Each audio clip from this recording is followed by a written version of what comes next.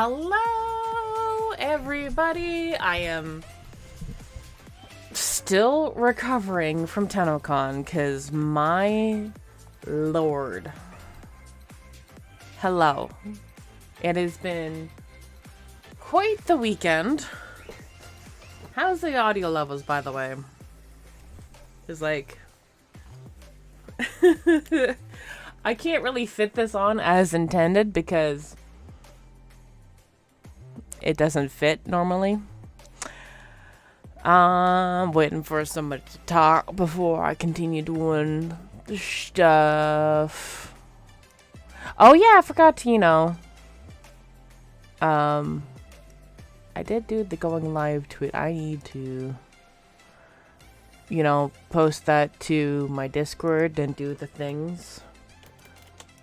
Hello, audio is good. You can hear Jazz perfectly. Good. Hello, everything, and Kuro, and Otto. I'm so sorry, Otto, that you're starting to feel unwell. I can sympathize with that. I forgot to post to the Discord that I was live. Whoopsies. Announcements. There we go. Everyone. Come on, post. Come on, I gotta grab the link again. There we go. There we are. Alright.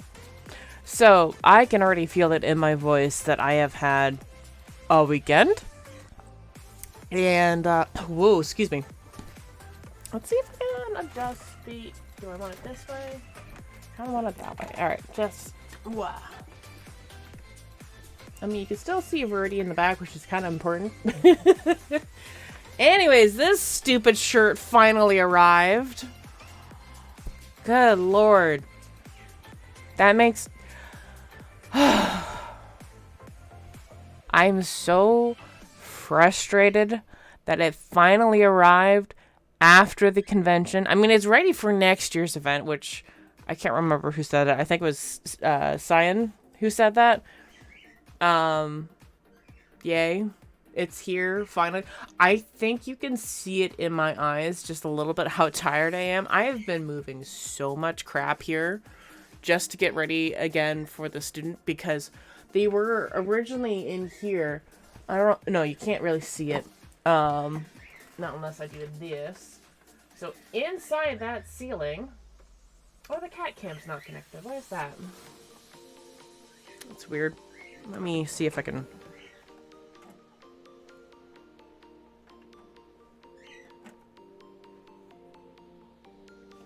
Why is the cat cam not working? Hold on. It's not a stream without something breaking. Let me...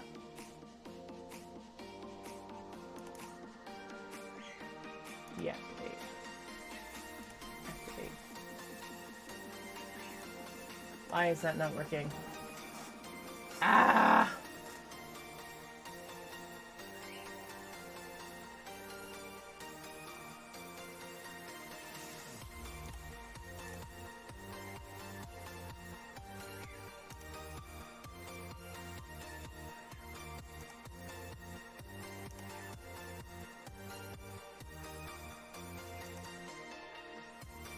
That's so stupid.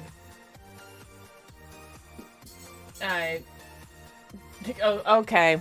I don't know why that broke as much as it did.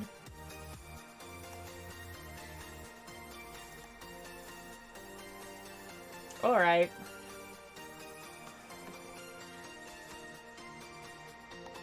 There. Woo! There we go.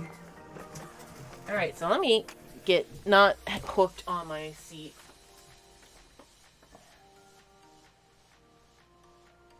Yep. Eventually the cats will be in here, but so what happened on Friday, the day I left early in the morning, they discovered that there's asbestos in the ceiling. And so this room was no longer viable for doing the ventilation for the new furnace, air conditioning unit. I am so tired. I can't go into the details. I have a mega thread put up right now on Twitter if you want to see my experiences of TennoCon. Wow, I can't. I can't. My trains of thought are so broken right now. I'm pretty sure a good chunk of you already have seen the mega thread already, but just for like posting in the chat for clarity and whatnot.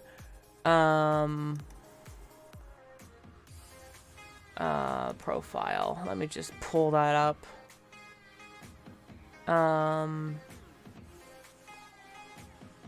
Bleh. Where are you, sons? Where are you? I have been tweeting so much recently that there's just a lot on my Twitter, at least on my own profile. Well, no, that's part of it. There's so much stuff. I have to, you know what? I'm just gonna go over to this page. Hello, with Prof. Like, this is my Twitter for the last little while. It's all Warframe related. All going over the TennoCon stuff. There we go. Alright, here we are. So this is my mega thread. Didn't run into you at TennoCon. Probably don't remember you. There's a good chance there was so many people there. Alright.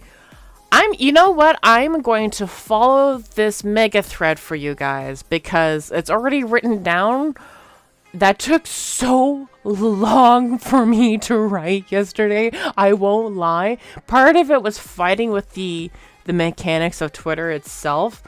So as I stated earlier, the air conditioning guys were coming into this room to see if they could put the vent out. So I moved everything out as much as I could from this room into various other locations. You want an extra prime access for— oh my gosh, that's so cool. Nice. 3 years ago. That was 2020. Oh my lord. And congratulations again on that. Used to be chilling with Prof. Ah, cool.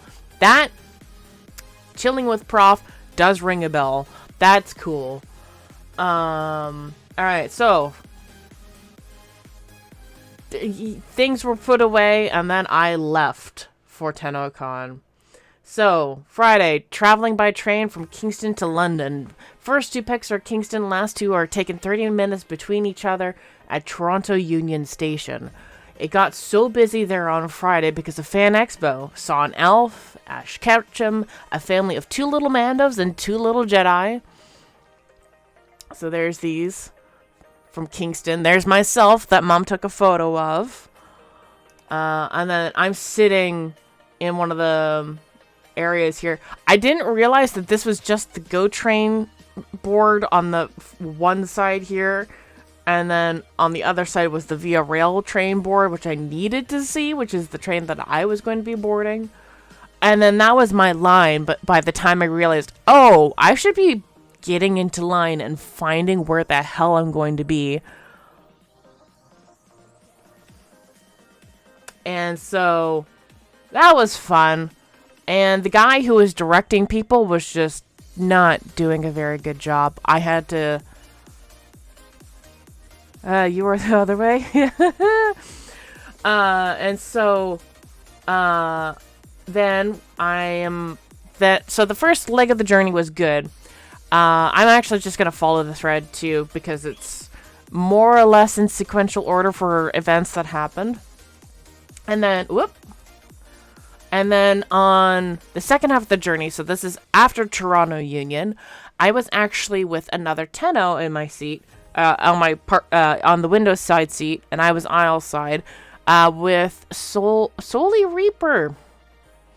They were we were chatting the whole way up about TennoCon and how the convention usually goes. It was their first convention for TennoCon. It was my 5th. You're west of Toronto? Ah, nice. So they're the ones doing the well, they're not a new Tenno. No, they're not a new Tenno. They're actually Steel Path ready from the numbers I was hearing. They're not a min-maxer, but apparently they just like shiny big numbers when they're attacking things. From TennoCon yesterday, so I firstly assumed everybody would be. No, it's okay. It's okay. I just needed a longer recovery time than most, I think. It was your first TennoCon too? Nice! I still can't wait for next year. Oh my god, same. This is like everybody who attends TennoCon, like, oh my god, when's it happening next? Like, everybody wants to go again already. Like, they're chomping at the bit because there's only one day. And so I was with Solely Reaper on my ride up, chatting the whole way, and then unfortunately, the entire time I was away. So like I think I apologized towards the end of the journey.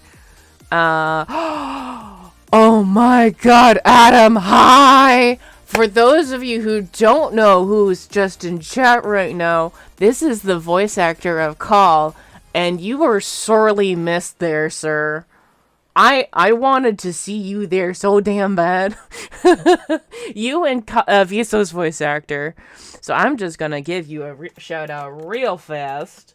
Da da da da da da ba ba. Check out No Name. anyways,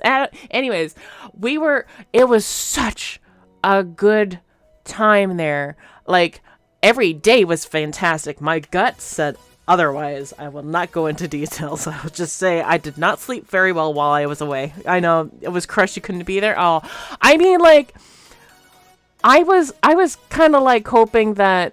Oh, thank you, Kuro. Thank you for gifting out a sub to Adam. Gifted a tier 1 sub to Adam Bennett. Anyways, thank you so much for the gifted sub. My brain is so dead from everything. I was under the impression that for some reason that you, Adam, and Kahl,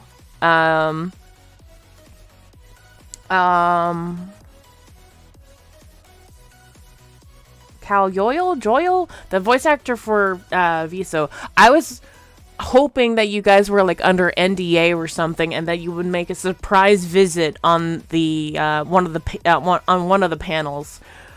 I would have lost my mind if that happened. Either way, like if you guys had shown up, I would have been so happy. But if you guys make it next year, all the better. Like, I want to see you in person. And so this is my view out of the hotel room, which is, oh wait, I need to close that furnace room door. Whoopsies.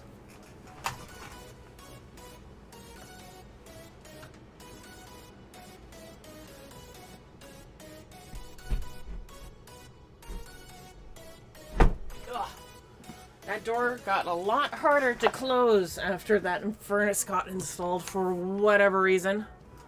Not sure why. Anyways, we have air conditioning now. It's so great. Yay.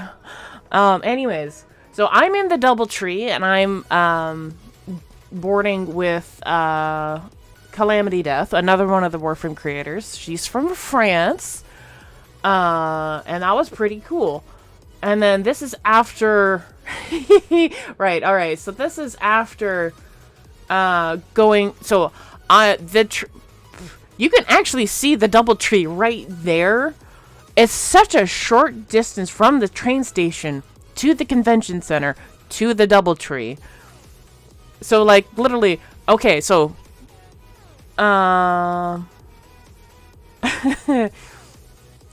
Actually, no, I will just follow the thing. So, like, screw it. I'm gonna go, like, out of order from the mega thread, whatever. I don't care. So there was a bit of a miscommunication, sorry, about where Averthane lived, my moderator, who was lurking away in chat. And I thought, because we had met up last year to go to the Toronto Aquarium, Ripley's Aquarium, because it was like my mom's birthday weekend or something like that. So we went to the Toronto Zoo and then we went to the aquarium. And that was your fault. Didn't realize that what had happened until I was already on the train, right? So we had met up last year, and then we were going to meet up, I thought, at the Toronto Union Station, because I was under the impression that Averthane lived in Toronto. No. They're in Oakville, which is the next stop for me, and I did not realize that this was the case. And so, I'm chatting away on Discord, like, where the hell are you? The board says 11:30, and Averthane's like, no, it's 11:55. I'm okay. And I didn't realize that was the case, that he lived in Oakville. So, I'm actually checking the line behind me. Are you on Discord? I am. I actually have it in a command for that. There we go. So that's my Discord right there. And I need... Actually, I'm going to do that at the same time. So that was the line ahead of me. I'm relaxing at home the whole time, not understanding the growing panic, right? So actually, right now, before I forget, I'm going to do this on stream so that you guys can see. I'm going to minimize the important ones and put it into general. No, I'm not going to put it into general. I'm going to make a new channel and make it TennoCon 2023. 23. There we go. Memories. And create. Oh yeah, that's where it's gonna be. This is where you guys can do, if you were at TennoCon, post all your photos here. Do you need, don't see the channels? It's right at the very top. So it's above the important tab. The roles are kind of mucked up right now because I don't have a bot to fix things. I mean, the other channels, oh, those are hidden. You need a role to be assigned. Ask Averthane to help with the roles that you want to see. But for the TennoCon 2023 memories, if you were an attendee, post all your photos there. I don't care what order it's in. I will be doing the same myself after the stream. And then afterwards, I think I'll give it until the next dev stream. I will be locking the channel and archiving it. That way, everybody can see all the photos from that year and have some fun with that. Just make sure that if you do reuse the photos that are from that channel, make sure you're crediting the photographer who took them. Unless, it's a photo of you, then that photo is pretty much yours. That's my, assumption on how that works. If the photo contains you in it, that photo is yours. Anyways, continuing on with the story. Now that I have actually, cleared that ADD docket. Alright, so... I'm in London. I'm checking behind me to seeing if Averthane's there. Eventually, I'm on the train. We're in London, Ontario. Averthane messaged me back after a little while on the train saying that, whoops, kind of fell asleep as soon as they got on the train. And so, eventually they responded back to me. And message like, oh, I'm on the train. I knew everything would be on a different car. And because I was talking with Soli Reaper, I did not see them get on the other car. Because I was on car 5, I think, and then everything was on 4. And, very excited for TennoCon.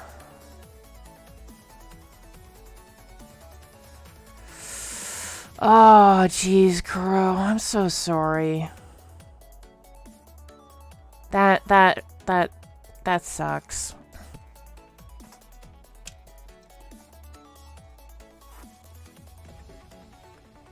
That is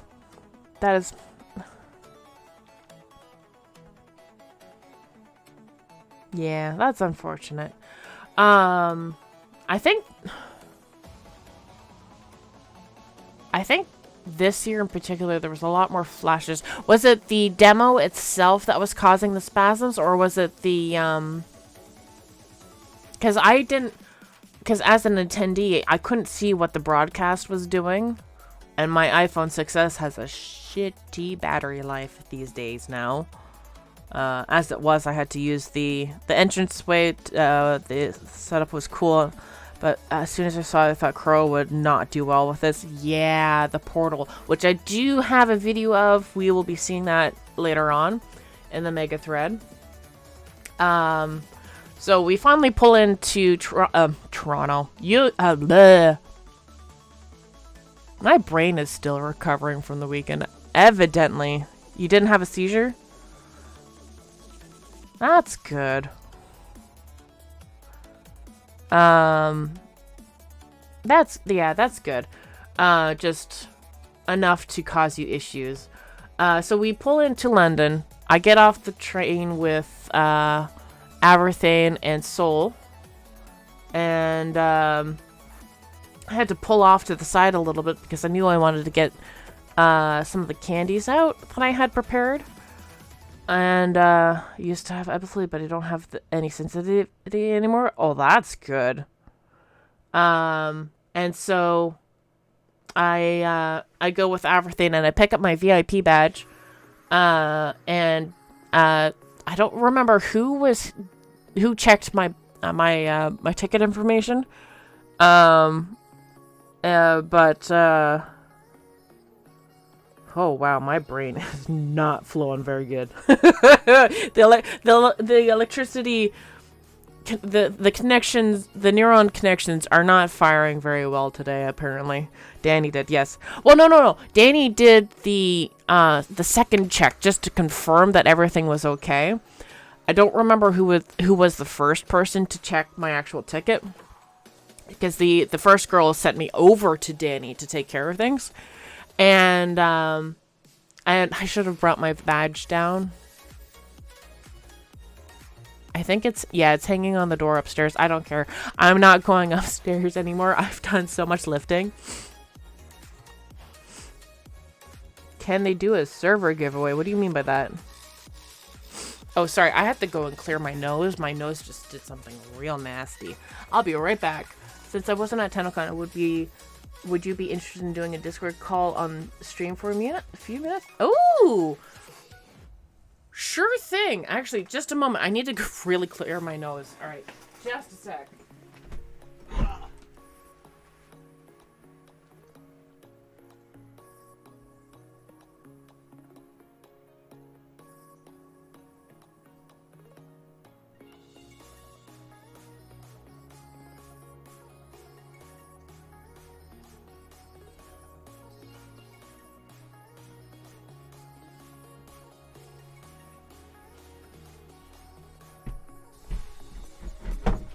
Jeez, that door.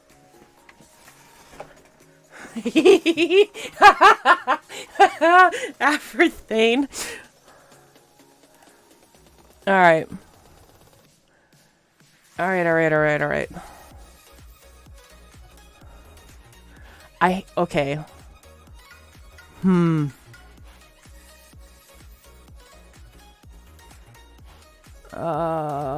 Sugar.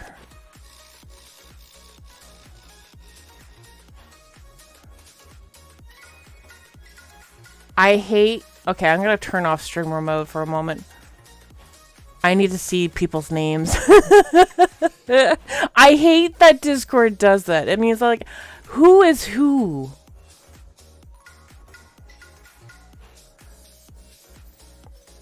But yes, I'm ready for a Discord call if you want to do that. But yeah, so like, then screw it. I'm gonna go upstairs. Give me a moment, Adam. I'll be right back downstairs. I'll be right there.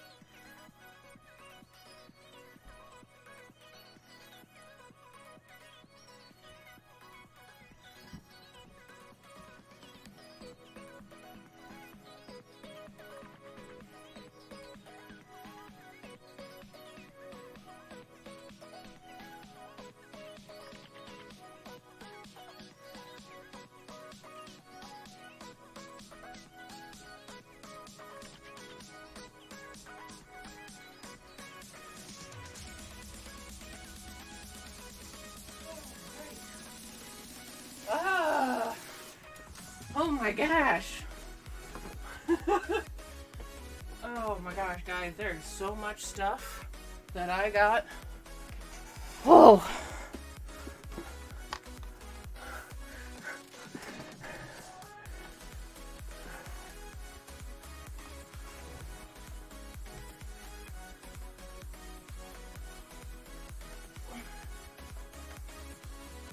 Where's the cable doing?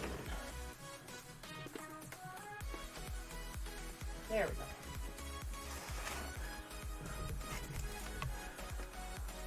Oh my gosh. Can you see all of that that's on the cat cam?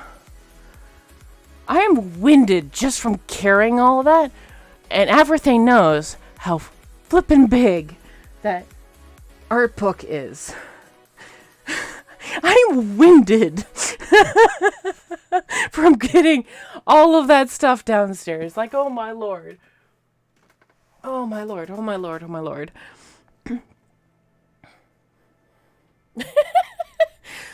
Oh my lord. Anyways, I have so much stuff here. Like, I get to the convention center and Danny gives me this. I'm like, I had forgotten how much stuff the VIP stuff got, like the VIPs got. Like, I got the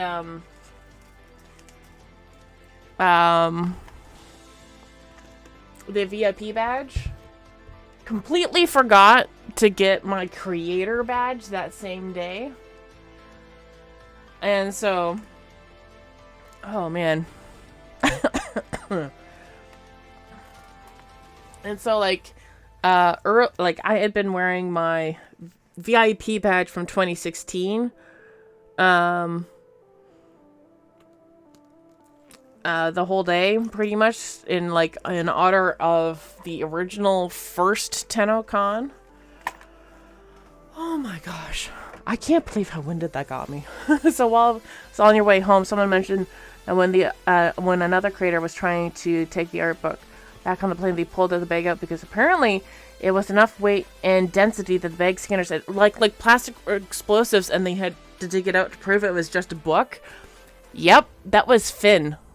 That was Lena or something like that.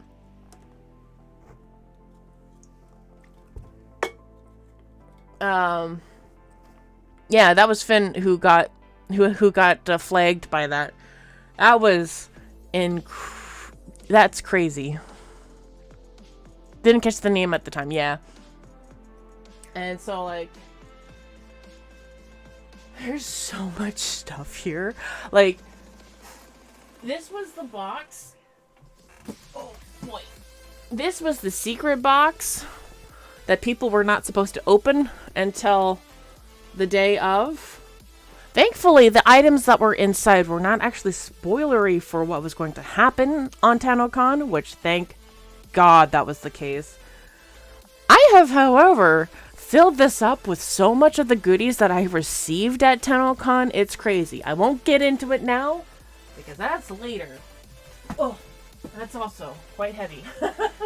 But yes, I got the vinyl and I got the art book, which is this box right there. What is this? Oh my gosh. So funny that you mentioned the Nine Inch Nails song.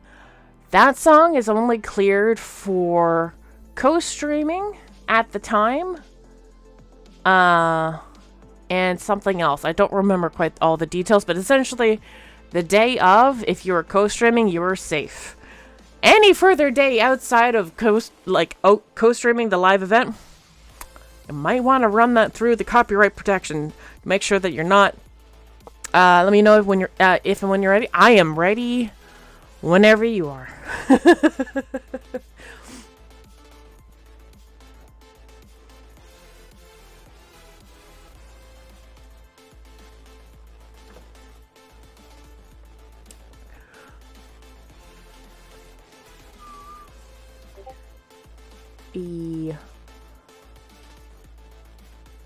Alright, join call, yes.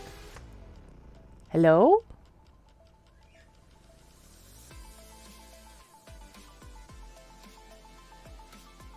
Oh, hello? Can you hear me? Oh, there you are. Okay. Hello. How you doing, my friend? I am doing pretty good, thank you. Chat, can you hear him well? Let me know if I need to turn him up. I think I might need to turn him up a little bit. Alright, keep talking. So I just wanted to, it feels silly to write an apology or text it. So I figured I'd just audibly apologize for not being at TennoCon. Oh, you don't need to apologize for that. I was crushed. Oh. Yeah. So, yeah, and I purpose all weekend long, I'm like, don't look at social media because you're going to see pictures of TennoCon. It's going to make you upset. But I eventually looked and saw all the fun everyone was having. And yeah, I wanted to meet everybody. Yeah. But I will be there next year. Yes, good. Assuming the world hasn't blown itself up, I'll be there.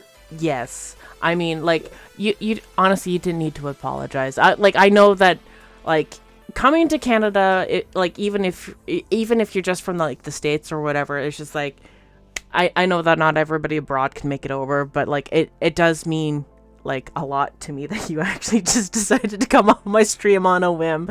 So thank you for that at the very least. It's the least I can do. And I got held up by a lot of things. My month of June was insane. And then the passport process is an absolute nightmare. Oh. And couldn't get help, couldn't get somebody to talk to. I mean, you can ask my friends. They were all trying to help me.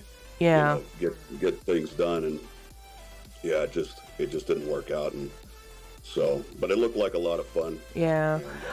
And, I'm hoping all the best for you to come on over whenever you can. Like, heck, even if it's just for, like, a visit, I'm pretty sure DE would love to have you over. well, you know, it's funny you say that. I've actually been kicking it around in my head. You know, once I have my passport in hand, what if I just go up there and, you know, maybe hit up.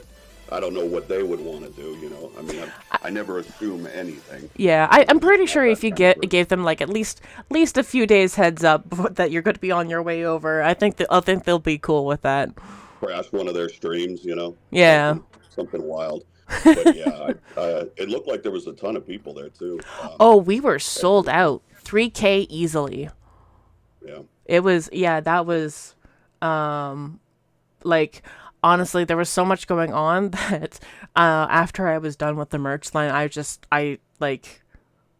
there wasn't too many other things that I could do afterwards because I almost immediately needed a seat for myself, at least. Others probably had more stamina than myself, but... Well, and my biggest regret is because I know that they were doing autograph sessions. I got emails, you know, about what was going to be happening, and I really wanted to do that for just everybody that was there, be able to sign prints. Yeah. And just let them have that, you know. And so. Yeah. And you know what also happened as well is they send, the voice actors will send emails about doing video recordings for I don't know if it's called the sound panel or what. Yeah, it's the sounds of the system panel, but it essentially, yeah. And I missed the email. I did not see it until like last week. Oh, and no! So I emailed D, and I was like, "Oh my gosh, I missed the email." So yeah, it has been a crazy year. Oh, it's so like we're like, as someone who has attended TennoCon in prior years, it's like it's constantly like, oh, it's next month, or it's 2 months away, it's 3 months away, or whatever, and then all of a sudden it's the day of, and then it's just gone, and then suddenly we realize, oh my god, it's August, the end of August, and almost more than half the year is gone now. It's like this year's flown by, and you know, but that's also good too for the next TennoCon because time will move at the same pace, and then there will be. So. Oh yeah. Definitely, and I'm seeing from chat too. I'm laser focused on next year and making sure I'm there. So. Oh yeah. Kahl's kind of a legacy character. I have a couple of those in my repertoire from the games that I've been in. So you're married to the character. Oh yeah. And I'm seeing like from chat too, like Kuro is saying they admire your character so much and how awesome that you as a voice actor are. Octacanta is like saying that like you single-handedly made the quest line like 10 times better. Like, and I can agree, like even with the newer stuff, for like the break and armor stuff, like I can't really keep pace with some of the more heavy paced multiplayer stuff quite the same way anymore because of my hands. So I thoroughly enjoy the break and armor missions with like playing as Kahl and going at my own pace, and just it was a lot of fun. I wish we had footage from the recording sessions doing Veilbreaker, because we collaborated, and you know they obviously, I get a script, but there's so many changes that are made in studio, like, hey, what if we do this? Oh yeah. And you know, it's so much fun, and they're just so professional, and I've never met these people, and I love them, you know. Yeah. Oh gosh, yeah. Like even before I even began attending TennoCon, like I knew that these were people that were like had a good solid base to them, and like Casardis in chat is saying like Kahl's voice has such a brutish tone with an underlying kindness and softness that makes him sound so nice, and I wholeheartedly agree with that as well. It's just I'm hoping for more missions for you to play off. Kahl is me in real life. Oh yeah. I mean that's basically what it is. Like, I mean, I don't go around screaming and yelling or anything, you know. But yeah, my voice has scared so many people. Like, oh no! you know, You know, I'm in the department store. Excuse me, miss, where are the suits? And if they don't see me coming, oh man. You know what? If I was all of a sudden like as someone who does work in a grocery store, I probably would be caught off guard by somebody with a voice like yours. I won't lie. Yeah, it's pretty funny, and so yeah. I mean, the Kahl character is just fun. Speaking like him is a little bit difficult because of how they speak. Yeah, the cadence is quite odd. Right. But yeah, the yelling and the effort sounds, and that's the stuff I'm always the most proud of, is like the effort sounds, the grunts, the breathing, you know, and boy, let me tell you about the breathing. There's a lot of breathing. I can only imagine. So, but it's been fun watching people play, and I've never played Warframe myself. I'm not a huge gamer, so, which is funny because I'm in games, you know. Oh yeah, yeah. I mean, it's like I can understand that myself too. Where it's just like the more fan art I make of this game, the more time I'm not actually playing the game itself anymore the same way. So like I completely understand that too. You're just like your priorities are set differently than what a standard gamer would be at. So I'm looking at chat to answer Aberthane's question. I did not. So she was in my ear. Basically, they had her lines recorded, and so I was responding to the recordings of her voice. So I have not met her, but she was there this year, wasn't she? She was at TennoCon. Yes, she was. And it's so funny because Antonio Greco, the voice actor for Era, was there as well. I met Antonio, and he's like, Kim doesn't I'm speaking from Antonio's voice because I've never met Kim myself. Kim apparently doesn't know where she's going to be until she's there, so apparently she's a little hard to wrangle around.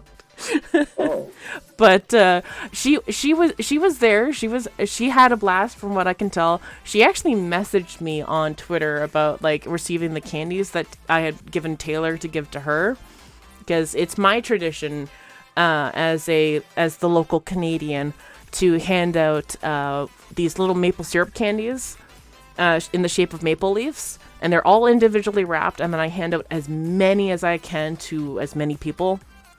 And this year was the first year I actually made like little art tags, so like information on one side and then art on the other.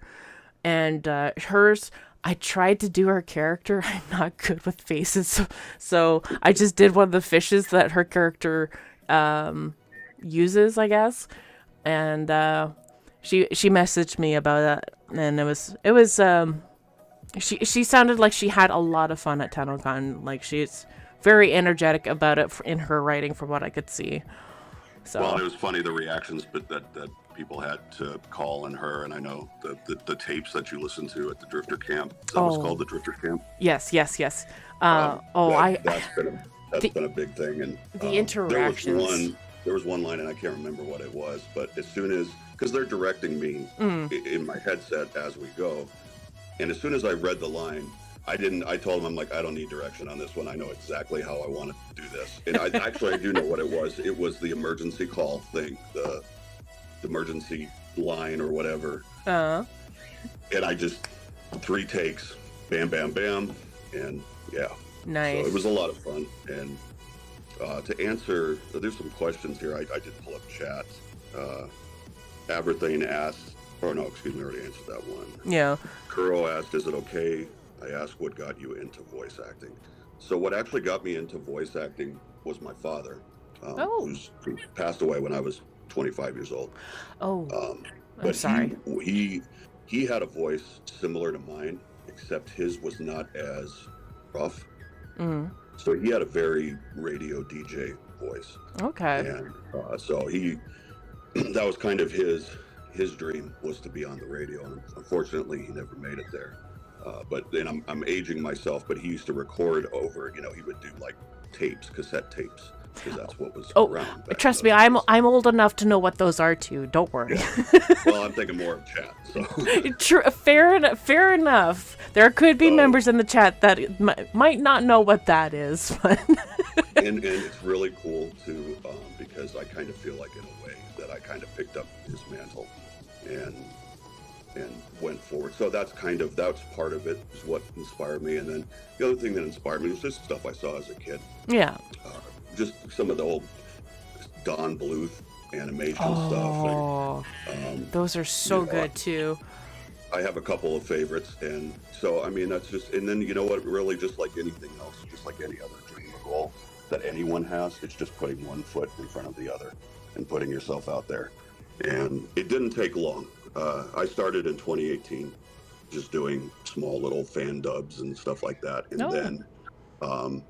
then it didn't take long before I was picked up. And my first game was a game called Liquidation that's actually still in development. They had ceased development on it, and now it's started again. So yeah, and it's wild because, I mean, at this point with what I've been involved in, literally millions of people have heard my voice, and that's a crazy thought sometimes. So yeah, like I have some idea of what that would feel like a little bit. I got did you see the sound panel at the end there? That's one thing I have not watched because once I get to that, it's a feeling of regret for me, and I didn't watch it because I was like, and I mean, I will eventually get around to watching it, but. Okay, well, it's not so much as a surprise of anything, but there was a project that was made this year. Earlier this year? Earlier this year they had a call out for people to sing the We All Live Together song. And I can get a similar feel of how it was to like all of a sudden get like all eyes on you sort of situation where they had there were some people who submitted video along with it, and they actually picked me along to be part of that project, and I was.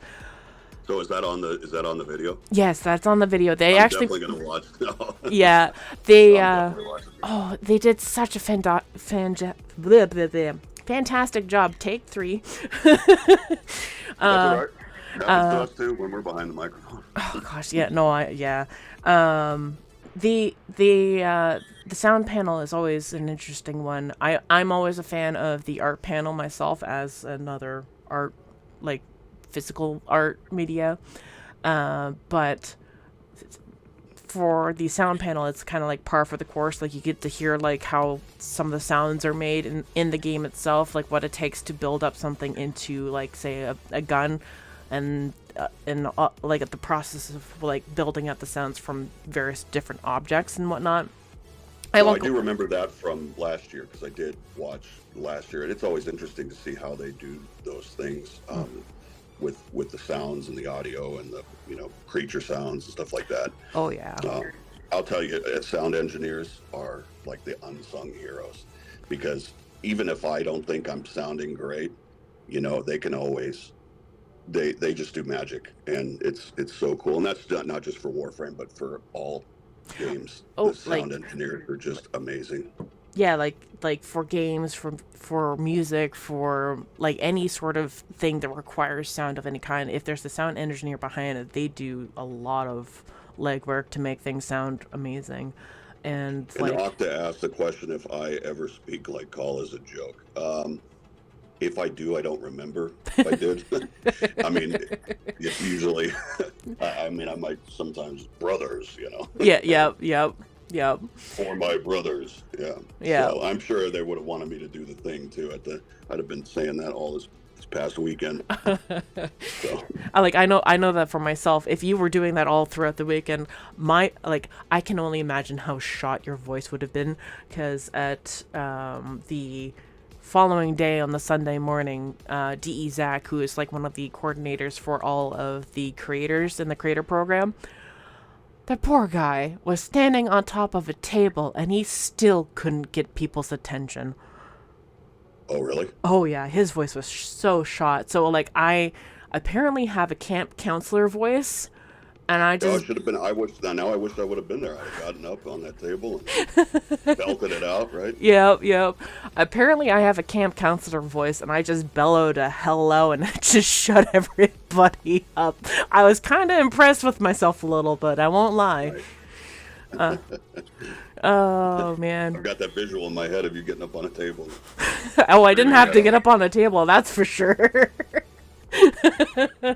Oh, but yeah, like I know that I'm just for some people, like recently, I know that for myself it started earlier. I knew that my voice was already getting like a little bit raspy, so I was making sure I was like taking Ricola or whatever each night. But yeah, unfortunately I don't know if it's con crud or I don't know if it's the COVID. I've been testing so far and so far negative, but that's the only Fingers reason. crossed on that one. Yeah, fingers crossed and knocking on wood.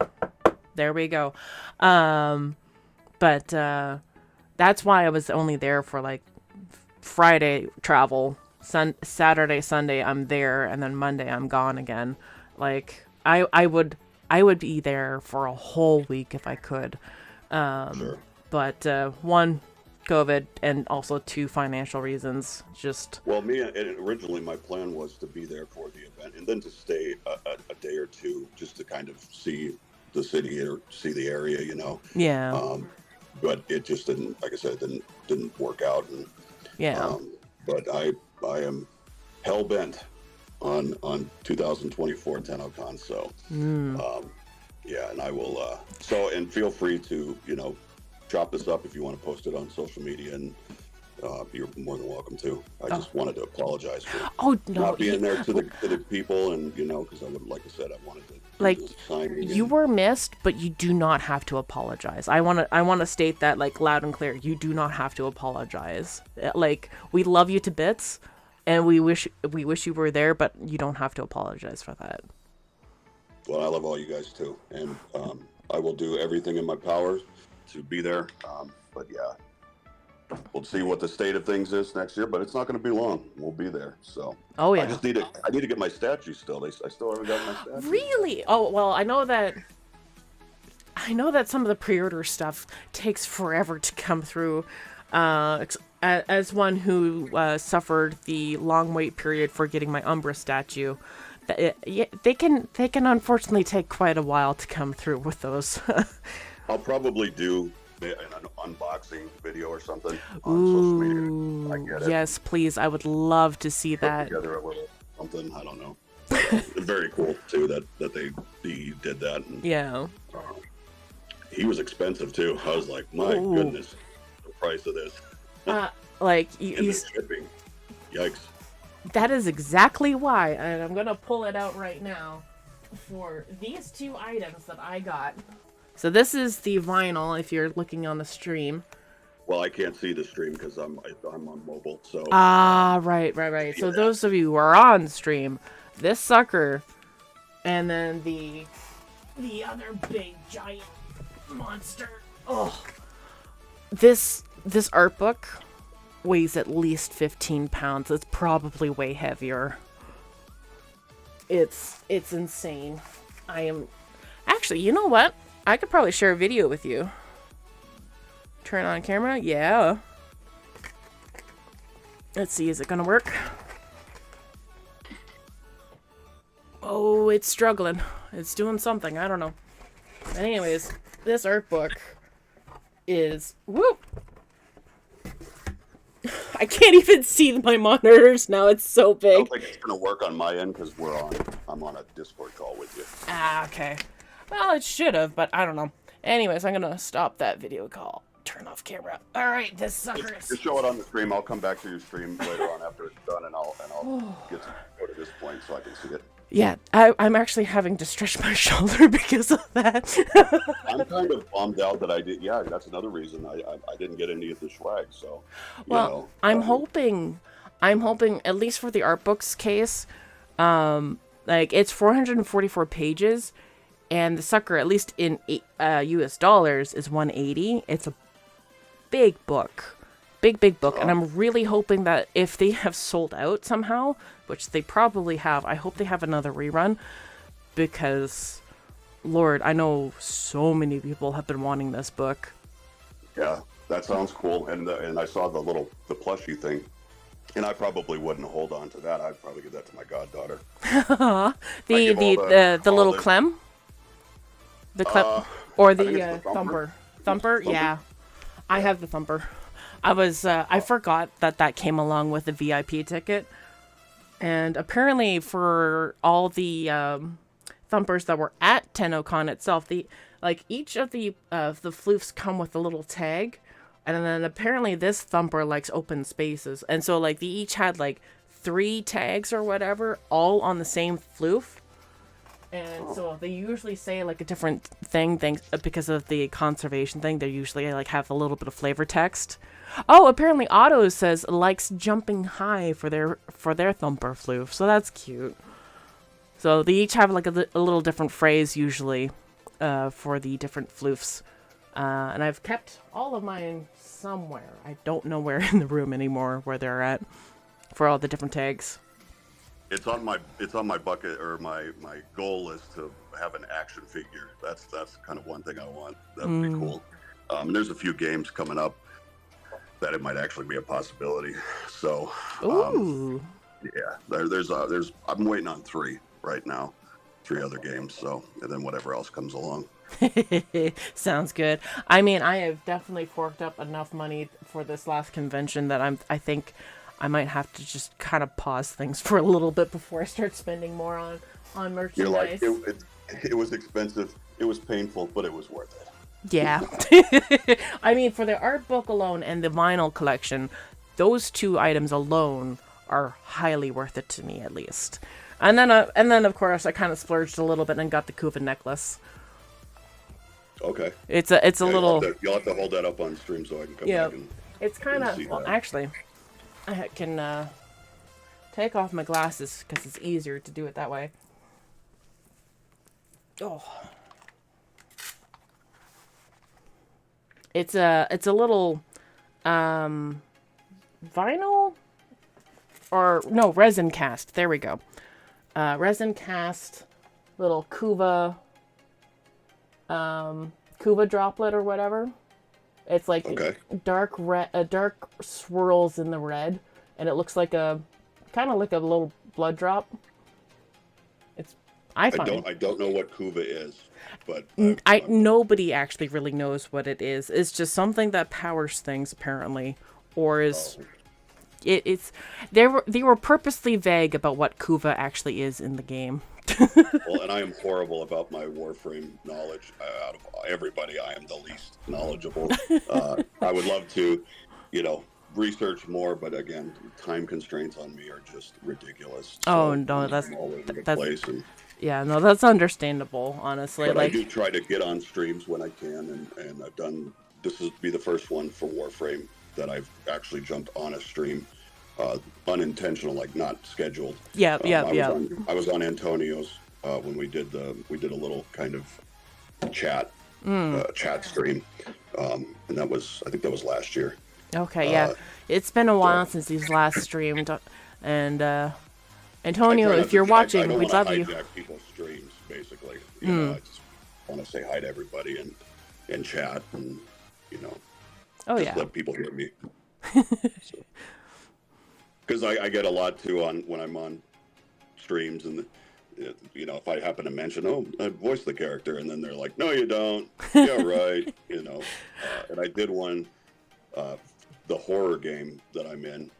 I did one recently where I hopped on this guy's, and I usually pick the smaller streamer because why not?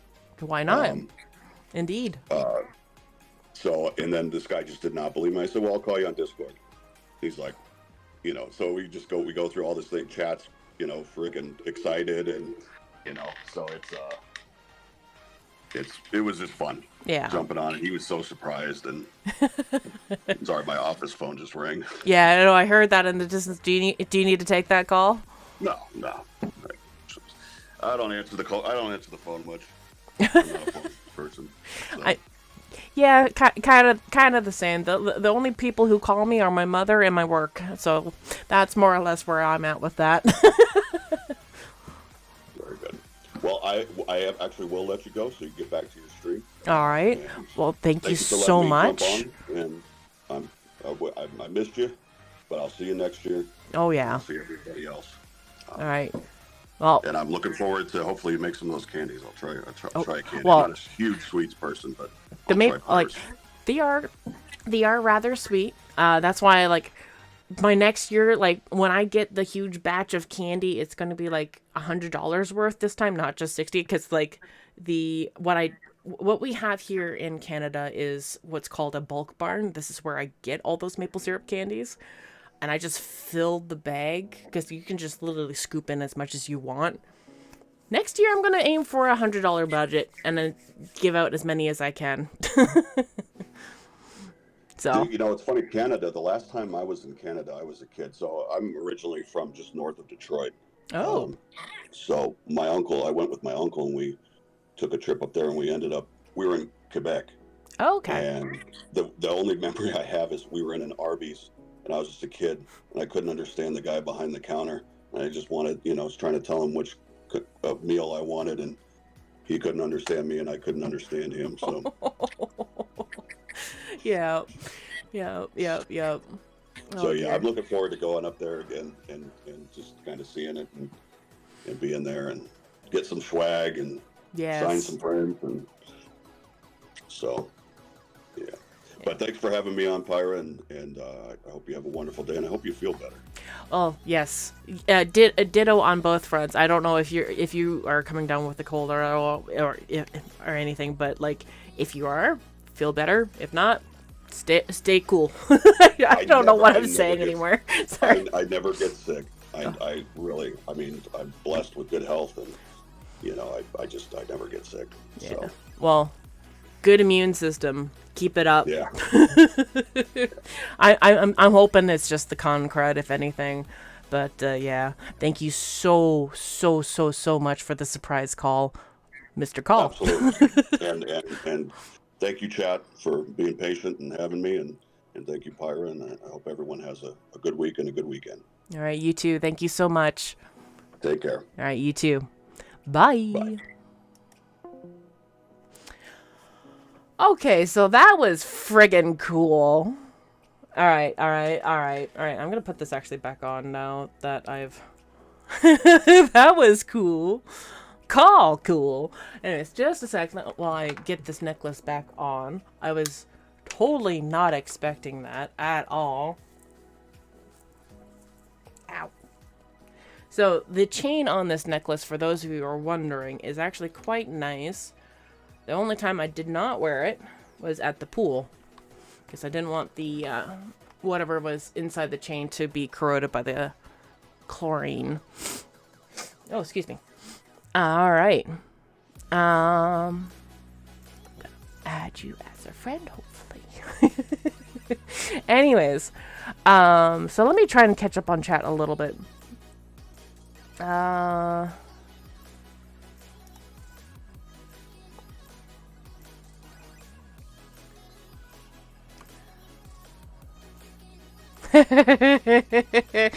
Yes, that was me, Dream Girly. That was me saying thank you throughout all the panels.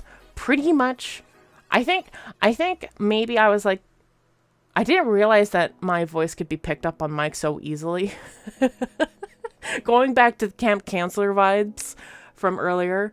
Apparently my voice is quite strong, and I also noticed that on the last video that I more or less posted in this mega thread. So going back to the mega thread,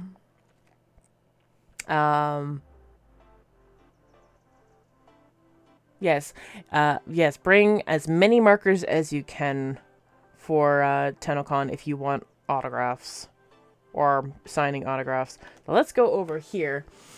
So in London, pick up the VIP badge, pick up my floof, and the swag bag,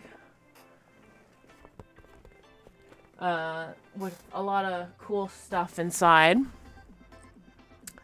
And then in the hotel, I get Kahl to come up, Calamity Death, and then we sort everything out. There was only 2 people I was able to give the maple bacon seasoning to, so it was Kahl and Widescreen John, because I knew that they would appreciate it. And also the maple syrup candy with the art tag.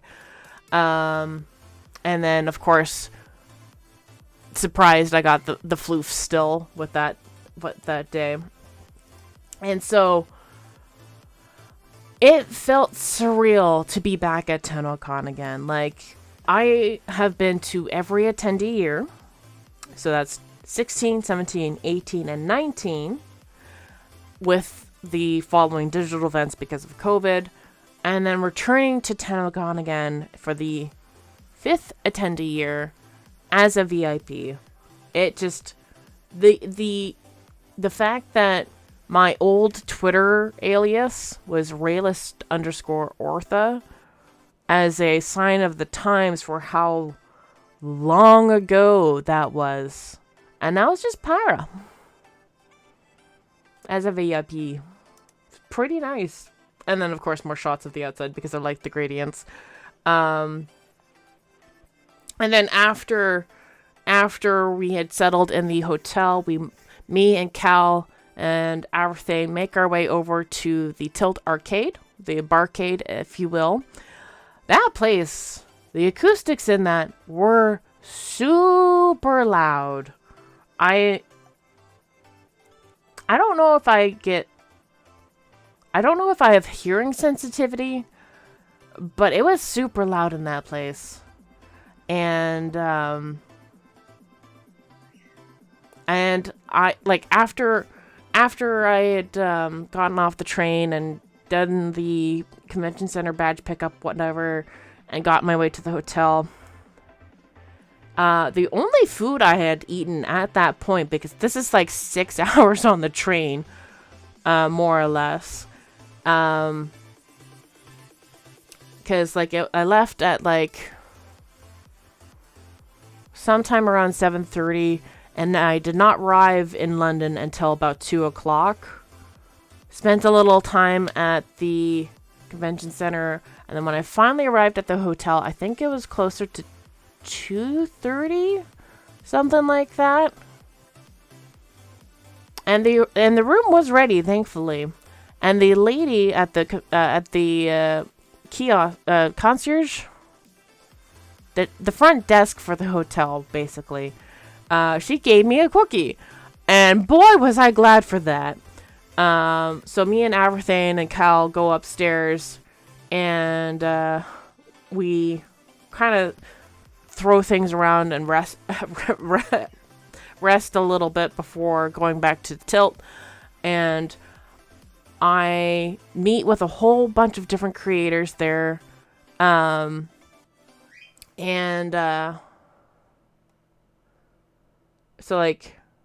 now we're down to this part of the thread where the acoustics were loud. Amazing to see everybody in person for the first time. Like Your Lucky Clover, Primed Average, Jamie Voiceover, Charlazard, Leo.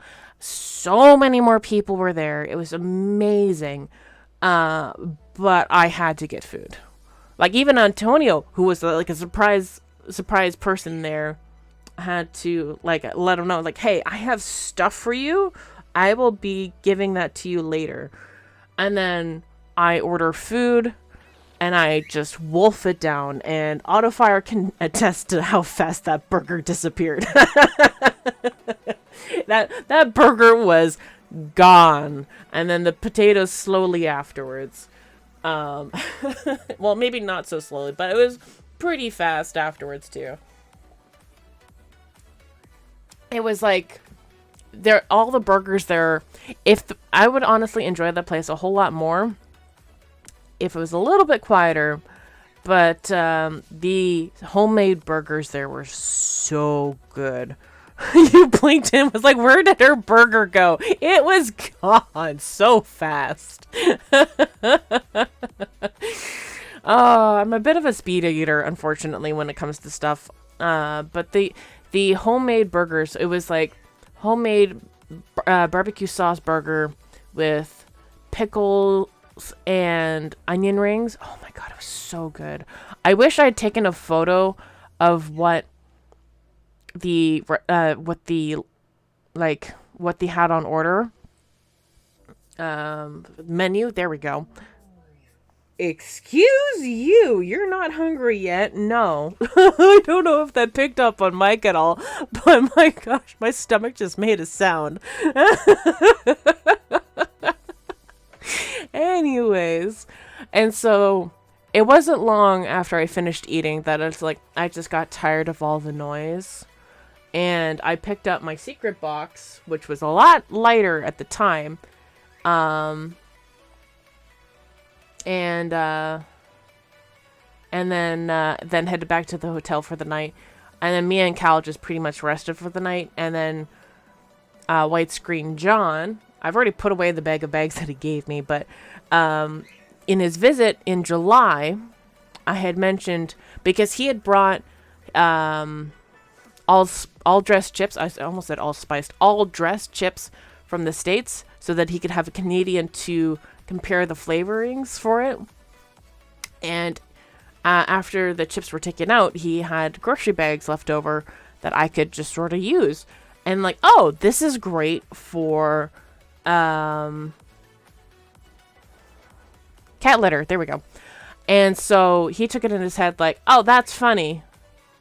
So we're at this one right here now, where I meet him down at the lobby before he does a grocery run, and he hands me this big bag of grocery bags, just filled. And I'm so dead tired at this point from all the travels and just like finally getting some food in me, that when I go to try and bop him with the bag of bags, that he just sort of smacks it away, like pretty quickly. And so the bags are greatly appreciated. I have not seen that grocery bag holder thing full in so long. Greatly appreciated. Anyway, so, and then John gets some, some fresh wrap, like meaty wraps for me and Kahl to have like dinner around to, and was greatly appreciated because I knew that Kahl hadn't eaten much that day. And so Saturday, the big day. This is my more or less first time using a selfie stick, so I apologize for the shakiness. This was around 9:30 in the morning. We had already had breakfast at the hotel, me and Kahl. The soup was already put away by the time we arrived in the store. So that's what happened. That's fine. That's all good. It also depends on, like, I know with the location where I work, they just sort of leave it on the counter because it's just sometimes it doesn't go away fast enough and they just have it ready for the next day. But yeah, so like, breakfast at the hotel, and then we're over here at the corner of the convention center. Again, shaky camera. I'm gonna leave it small so that nobody gets like nauseous from looking at it too much. And I'm just gonna actually go to the next couple images here. So here is the more or less front entrance of the convention center.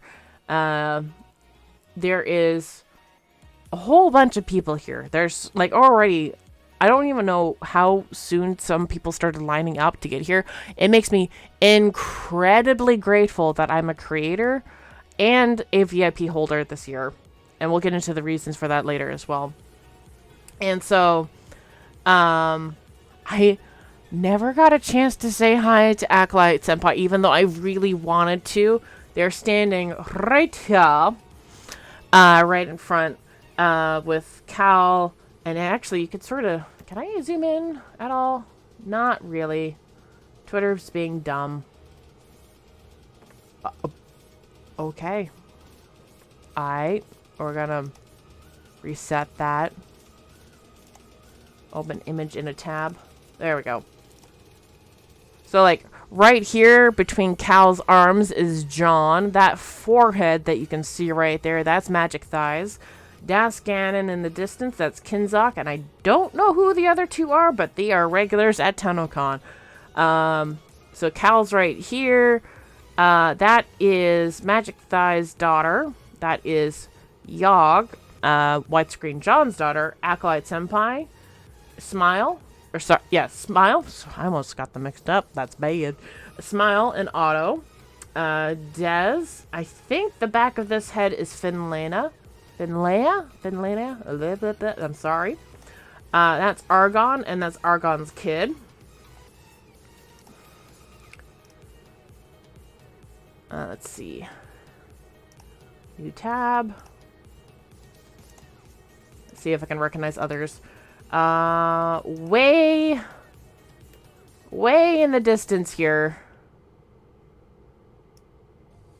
That little spot of orange right between these two trees is Smallish Poppy 6. You saw Vorty in there too? Ah, okay. One of the community members in here, and I was able to meet up with them a few times. Once in line, and I made a beeline to them because, well, that was a horrible pun, but you know, there was so many wasps out there. It was insane. August is their month, period, when they come out, and they're rude as hell. But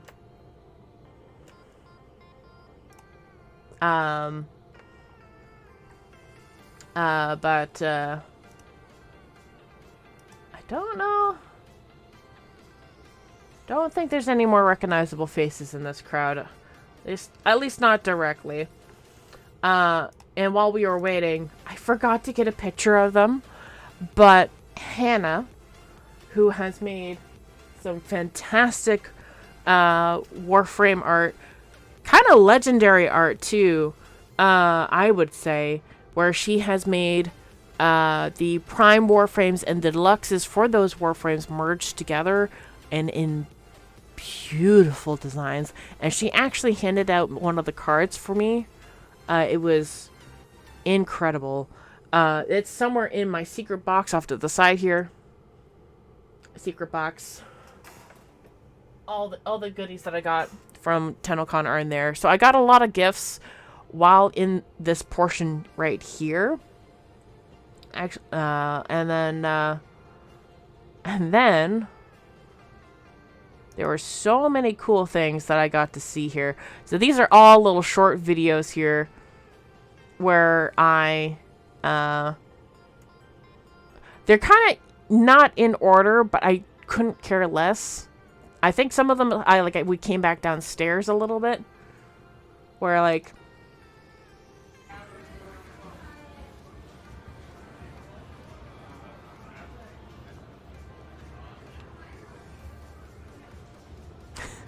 can't really see who's behind me, but this. Oh, I don't know if you like that. This is a video at the moment, though. All right. All right. I'm gonna stop it from like too much there because there's a fair bit of flashing, unfortunately. There, that portal is what we were referring to earlier, Kuro. I'm sorry. I should have given you more warning. There's the side of that. Then there's this guy right here, which was pretty much the start of the show, running around. It can move. Ah, the Courier. Yeah, there were so many Courier, which is so cool. One of them was on the main stage, too. And then this is because... Whoop, getting the camera ready. The Lightning cosplayers as Lotus and the Dax soldier. Very cool. Very much struggling to get my handle ready, but like this was so cool seeing them, and this signing board behind them was so cool. You didn't see them at all during the entire con. Oh my gosh, they were here for a good chunk. And then of course the Lotus cosplayer was there for the cosplay competition at the end. And then so yeah, like signing wall was like very much last minute. And then Zach was like, where are you? Let's take a photo together. And so Zach takes us through to the Laverian, and my paintings and Kahl's paintings are at the end of the Laverian. And so Kahl, this anxiety-riddled woman, is just shot with relief and excitement and just joy at seeing her paintings framed and in physical space in front of her. So like she starts to cry a bit, and I cry for her a little bit too. So but it was very cool that Zach got to bring us in through the rear entrance as a staff member, and to showcase the pieces that we were. And I told Zach, like, hey, bring your Verdi. So this Verdi that I'm actually gonna go back to the main one because we don't need to see the stuff on the end of the bed just yet. So this Verdi is, let me just go over here. So this little Verdi way down here is is like as I was saying at the convention, it was just like I have the skill base. Unfortunately, Zach doesn't. And so, like, Zach has a different skill set. He went more to, like, community management and not art. And I did. And so, like, mine's the finished product after, like, the 2-hour span or whatever. We had a lot of fun with the Quest to Conquer Cancer campaign last year. And so mine is the eventual finished piece, which was a lot of fun to work on. We had restricted colors that we could only use in the 2-hour time slot. I don't think I cheated on the colors after the fact. I think I stuck pretty closely to the original color palette that we were allowed. Unfortunately, Zach forgot to pick up the white paint, which was kind of essential for blending, but he did eventually learn how to blend with the black pigment, so that was good. He started to learn how to blend with that, so that was fun, and had just honestly fun in general with the whole campaign. And I'm very much looking forward to what this year could bring. We'll see how things pan out in terms of vis-a-vis conservation changes. And then after we got our initial pictures done with Zach and whatnot, and actually explaining to a couple groups what the significance of that painting was, we decided to go and see the Laverian properly. And just outside of the Laverian was the Awakening statues, which were so cool to see. The simplest touch that they gave. Hi, Poppy! Hi! So cool to see you there. We have a memories channel on the Discord now, so if you have any photos from TennoCon, feel free to share them in the memories channel for 2023, and then yeah, and so definitely have photos. Nice. So with the Awakening statues here, which is really cool, you see those flowers right in front? If you get close to them, they glow. It's really cool. And then I wanted to showcase the fact that they fused Kahl's butt with his legs there. Even a video of the drone. Ooh. I don't have a photo of the drone, the domestic drone. But then I also liked the silhouette of Volt here in the background, so that's why I have the next set of photos as just the shadows, just because you can tell who they are just from the shadows alone. And then we get into the Laverian proper here. So this is what I find kind of funny. So I will preface this in advance. There was a lot of moving targets when it came to the moving targets, as in I am the moving target, and I had to keep on moving. So because of the line of people who wanted to go and see the Laverian. So I find Stalker's head just a little funny because he doesn't have a stand for the head to go on, And so he's just kind of laying off to the side like he was just decapitated. So I'm just like, oh dear. Anyways. And then the rest are, like, displayed honorably, I guess you could say, is the phrasing for that. For Umbra and for, well, the rest. Again, moving target. There's going to be a number of those here. Send the video. Nice. And then here we have the K drive that was from 2019. Had a lot of fun seeing that again. Then we have the Schiatti from Umbra. The YouTube plaque, the volume 1 of the vinyl collection, and then the Dark Sector. Whoops.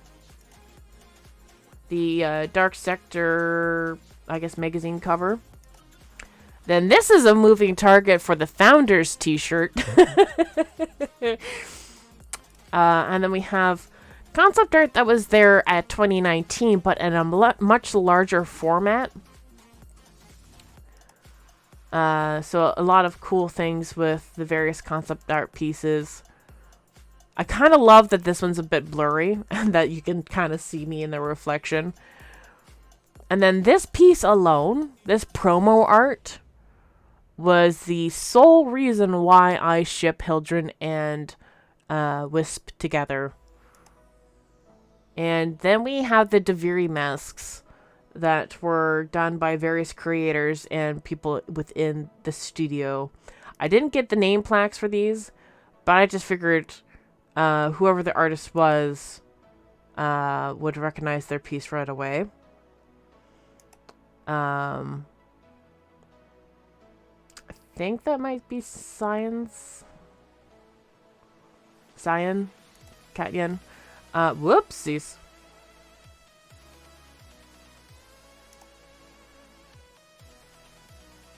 I have a pic of each as well as their name plaque. Nice. Alright, good on you. I did not do that, unfortunately.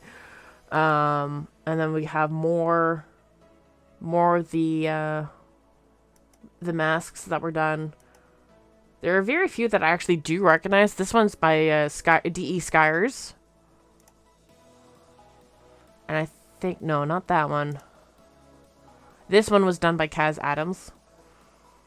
And then lots of cool weapon props by various studios. I think this was like Hammerhead Studios. That one's done by Kaz Adams, because of course. More Hammerhead Studios. And then these ones are so blurred out by the light that you can't even read the plaque on those ones. And then we get to the submitted portion. So there's a lot of moving targets in this one. That one I believe is Royal Pratt. I've seen that Captura piece. I don't remember who it's by, unfortunately. More Captura. That one you could almost read, but I know that's too blurry to actually read. More Captura. I think that's Rikens. Maybe, I don't know. And then we get to the weaponsmiths for the various props that were made. So this one's done by Magic Thighs. If I knew this was the thing, I would have been thrilled to put your hero into it. Unfortunately, I'm not sure how that would have worked. I know people have submitted stuff throughout the years, but I know that I was asked directly to submit 2 pieces. And meanwhile, John for the Archetytron, trying to say that right, was going to be submitting these pieces anyway. So who knows? Maybe. I think it would have been really cool to have seen your piece. There are this year was stuff made by the creators and DE staff, yeah. Although there were some pieces from 2019 that were up, that were from Fanworks, so not sure. I would have loved to have seen Casardis's work from like the one of Rebecca and her JoJo-esque stand of the Lotus. That would have been cool to see again. Oh, well. Anyway, so John's.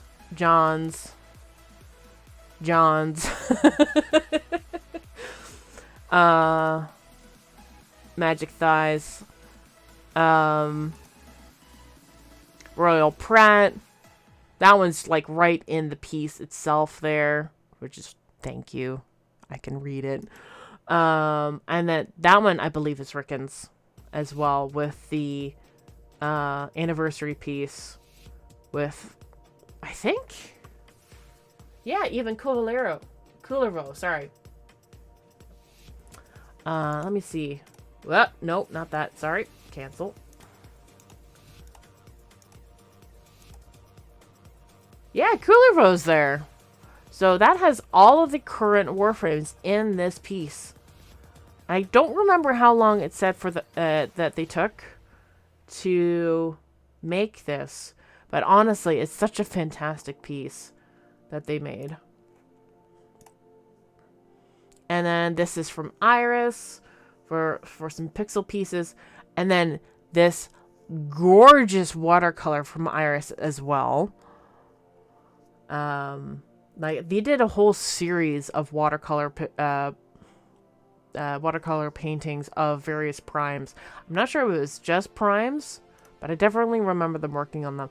That one is a cool capture a piece. I am so sorry that is so blurry. More capture pieces with the Wisp and the other Goss and somebody else in that other piece, I'm pretty sure. Unfortunately, I cannot tell because, again, moving targets. And speaking of moving targets, whoo boy, we're gonna get some blurry ones up ahead. Goss versus Volt. Ah, okay. And then, whoo boy, moving targets. So that was from Daniela. And actually, she was there this year. It was so cool. And wow, she's tiny. She draws these, like, she does these illustrations of these, like, tall, like, armor-clad figures. And then she's just this very small person. Oh my gosh, I couldn't believe that was her. I think I said hi. I hope I said hi. If I didn't, I'm sorry, but I meant to. I was just, I think, if anything, taken aback, but like, who are you? If anything, I couldn't, because their face was never really shown ever before. I need name tags. I'm sorry. But this is by Cyan, and oh my gosh, I said this to Kahl at the time too. I would buy this in a heartbeat as a print. I would put this up on my walls. This looks gorgeous. Gorgeous. Love it. Cyan, fantastic job. Oh my gosh. And then another fantastic job. I took a pic of that one too. Yeah. And then another piece of their drifter for like doing, and I love that Cyan did the these, I don't know, these texture squiggles. Yes, very good. And then we get to the last side of the last wall of art, and here we have Leo's pieces. Leo doodling, by the way. And Leo was there as well. Not at the time when I was taking these photos, but Leo was at the convention center. We actually got to hang out a decent amount. So Leo has two pieces of Meg and the Hayeka Master. I actually have, by the way, that Hayeka stuff right here in quality. So you know what you're missing out on in terms of of quality, in terms of like that little tiny thing that was printed out. Oh my gosh. But honestly, Dog Days. We'll eventually be getting to Dog Days, I hope, today. But we'll be just going through the mega thread as it stands.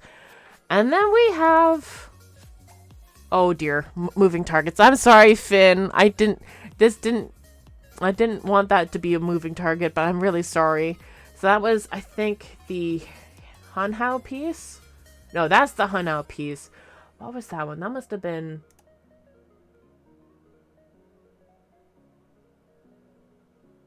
That must have been Father and Titania, I think.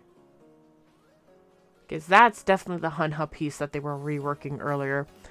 And then with these ones, some really gorgeous Valkyrie and Tenno pieces. And then another Nova piece. I did not catch the names of this artist or artists. Fashion Frame is Endgame for that one, I think. And then this one, I'm not sure. Sorry. But very cool pieces anyways. But... Stop it. Malware bites. Can you not right now? Anyways, and then we get to my pieces. The Verdi. And then we get the Weird Dear Grandma. New Dawn is the title of that piece. And I'm just now noticing, this is no fault of the people who are putting this together. I am noticing some wrinkles on this right down here. What happened? Like, like, you could sort of see it in the lighting a little bit. Those are not supposed to be that shaded. That is some actual wrinkling of the paper there. Hello? Hello, Storm Andreas. Welcome on in, everybody.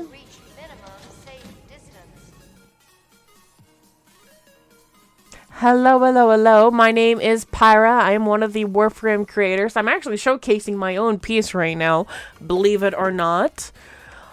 Can I get a shout out? Thank you. Playing Warframe. Now I have to ask you, Storm. Yeah, this is my piece that I submitted to the TennoCon Laverian Museum. This is in person. Now, I have to ask you, Storm, were you at TennoCon this last weekend, since you were playing Warframe? This is, by the way, I think my favorite critter in-game, and it's not even in-game yet.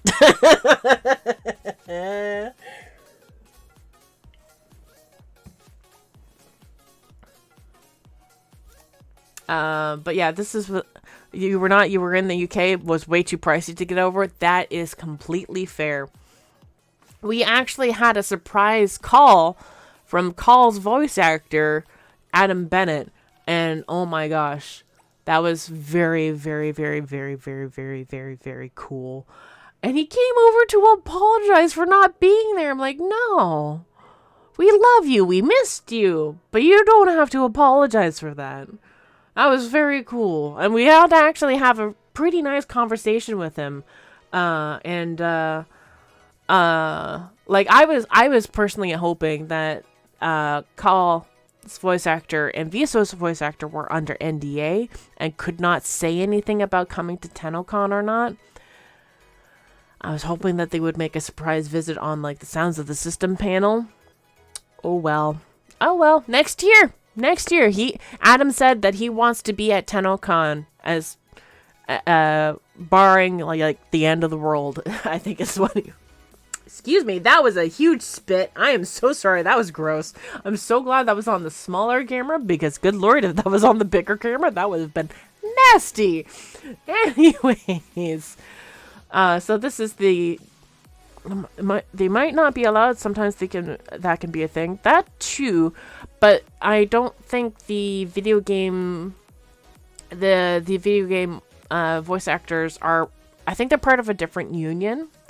What with SAG-AFTRA and the WGA strike going on right now, those are different unions currently.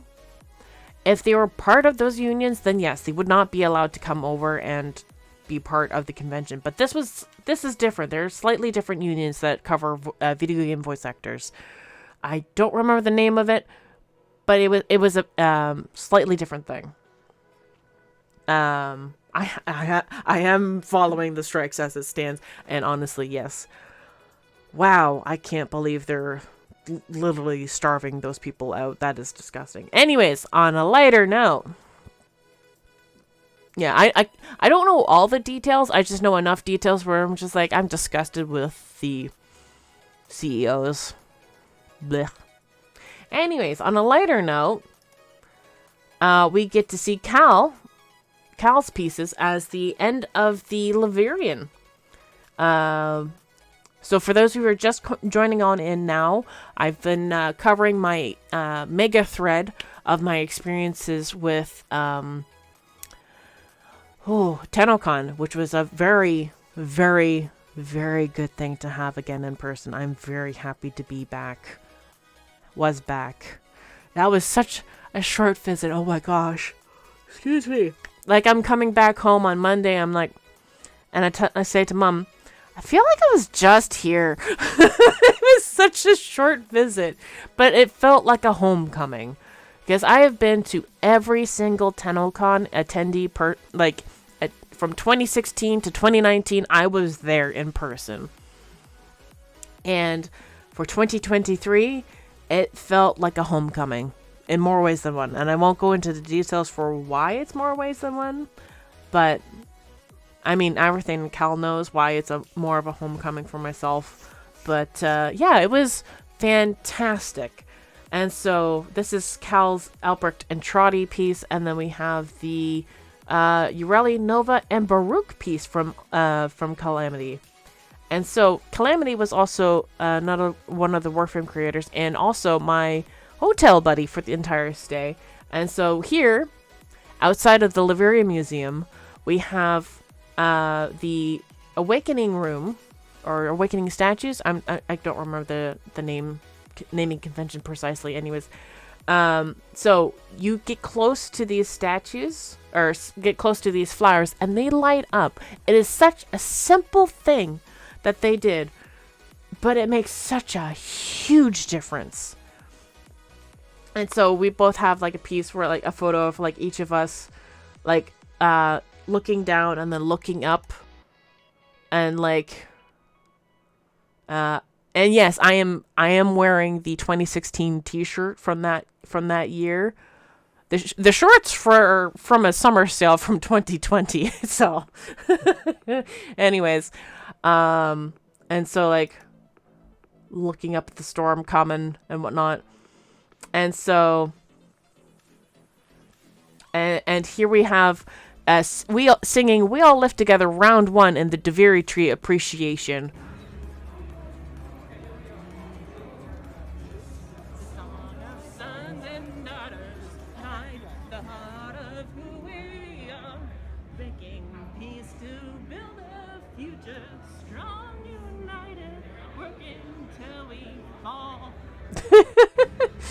So these trees were first shown, I think, last year for the digital TennoCon, but now we get to see them in person.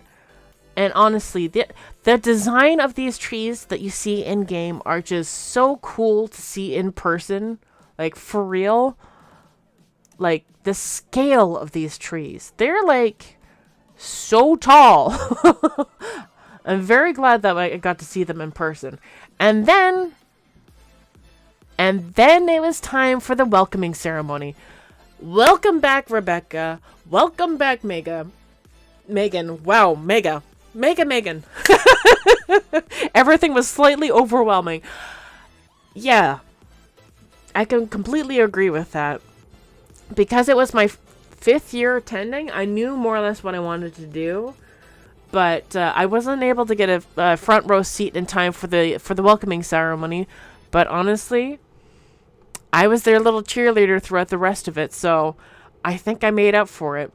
And so throughout all the panels, and minus the cosplay, of course, I was there for like blah blah blah. As a creator and as a VIP ticket holder, I was able to sit first or second row. I chose second because I didn't want to be like right up front.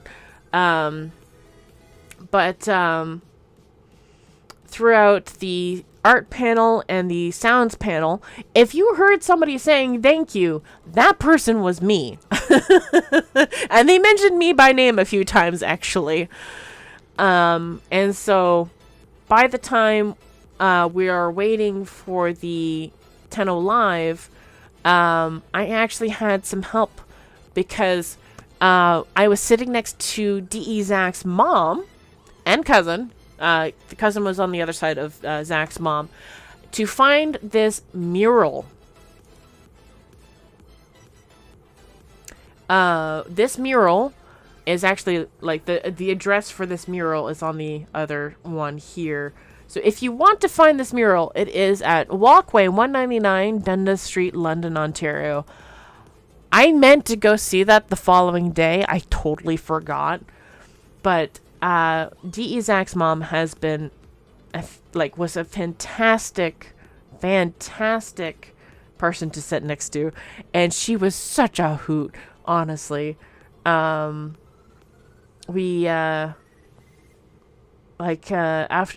the cosplay event, they started moving people around so that only the VIPs and the press or whoever they wanted was like right in the center, because we were technically there's 2 center groups for seating areas, and the front 2 rows for seating areas were like just. There's a certain section that they wanted to keep for certain people. Thankfully, as a VIP ticket holder, I could just stay in my spot, more or less. And then Zach's mom and cousin were, like, of the important people that Zach wanted to keep there up front. And so, thankfully, I was able to ask them, where's this mural? And I actually had to root around in my camera to find where this photo was.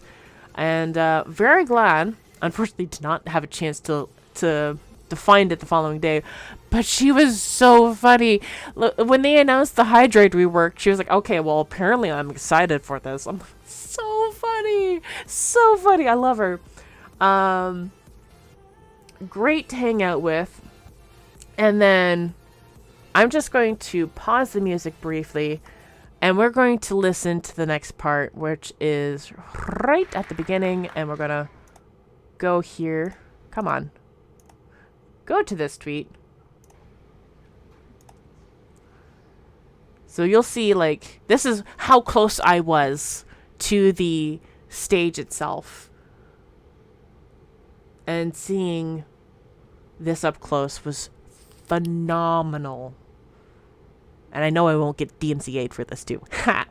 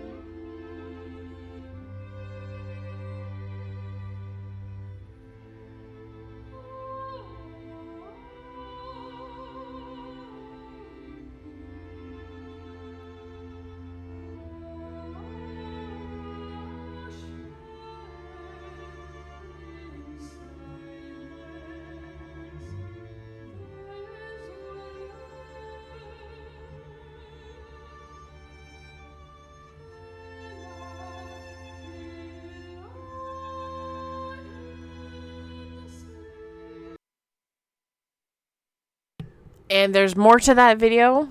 I'm not posting more of that on Twitter. I'm not paying blue for that, thank you. But it's such a phenomenal piece to see that in person. Like, I got so many chills. You have this in your orbiter, and now it's like slightly different. Oh. And so, the entire demos for Soulframe and Warframe are debuted, and then it's the end of the convention center. Oh, hey, there's Purple Flirp. And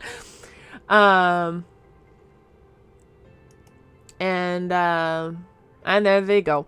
And so there's usually a rhino statue inside the relay statue piece there, but this time it's, well, it makes sense that it's the Dex caliber.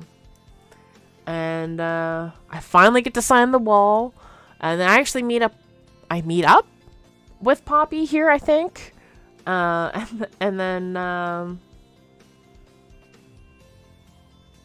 then sign the wall here. And then, yep, there's mine. Yep. All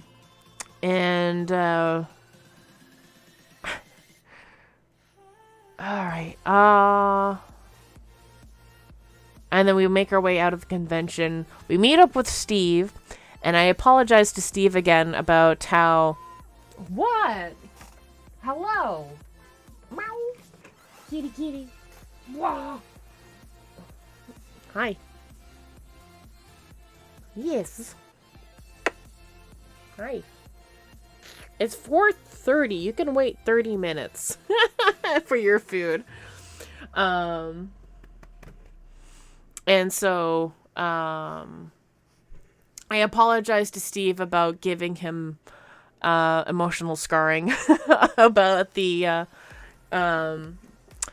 Helminth ARG, which was then changed to the War Within ARG, because at the time they had debuted the spores coming into the orbiter or whatever, and how I had like did a theory about how it was kind of like Avatar, where like the operator is immune to the infestation, but they're not immune to the spores filling their lungs and choking them out. And so like, and then he was like, yeah, okay, I can sort of see that. But I wanted to apologize for like scaring the shit out of him with that theory post, because he literally thought that the studio got hacked when that theory thread was posted on Reddit, and I have not touched Reddit since. And so, but then I also stated, like, as the Warframe critter lady, that Soulframe looks like a piece of me.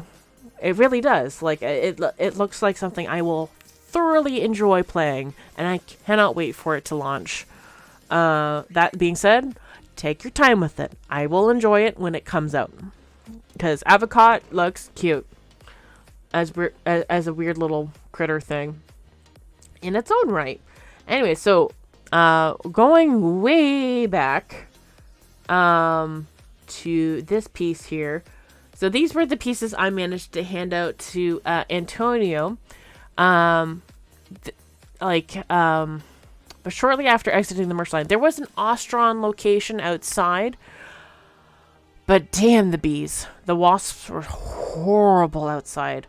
I don't know why I didn't take photos of it when it was fully set together, at least from the sky bridge, from the sky bridge to the hotel, from the convention center.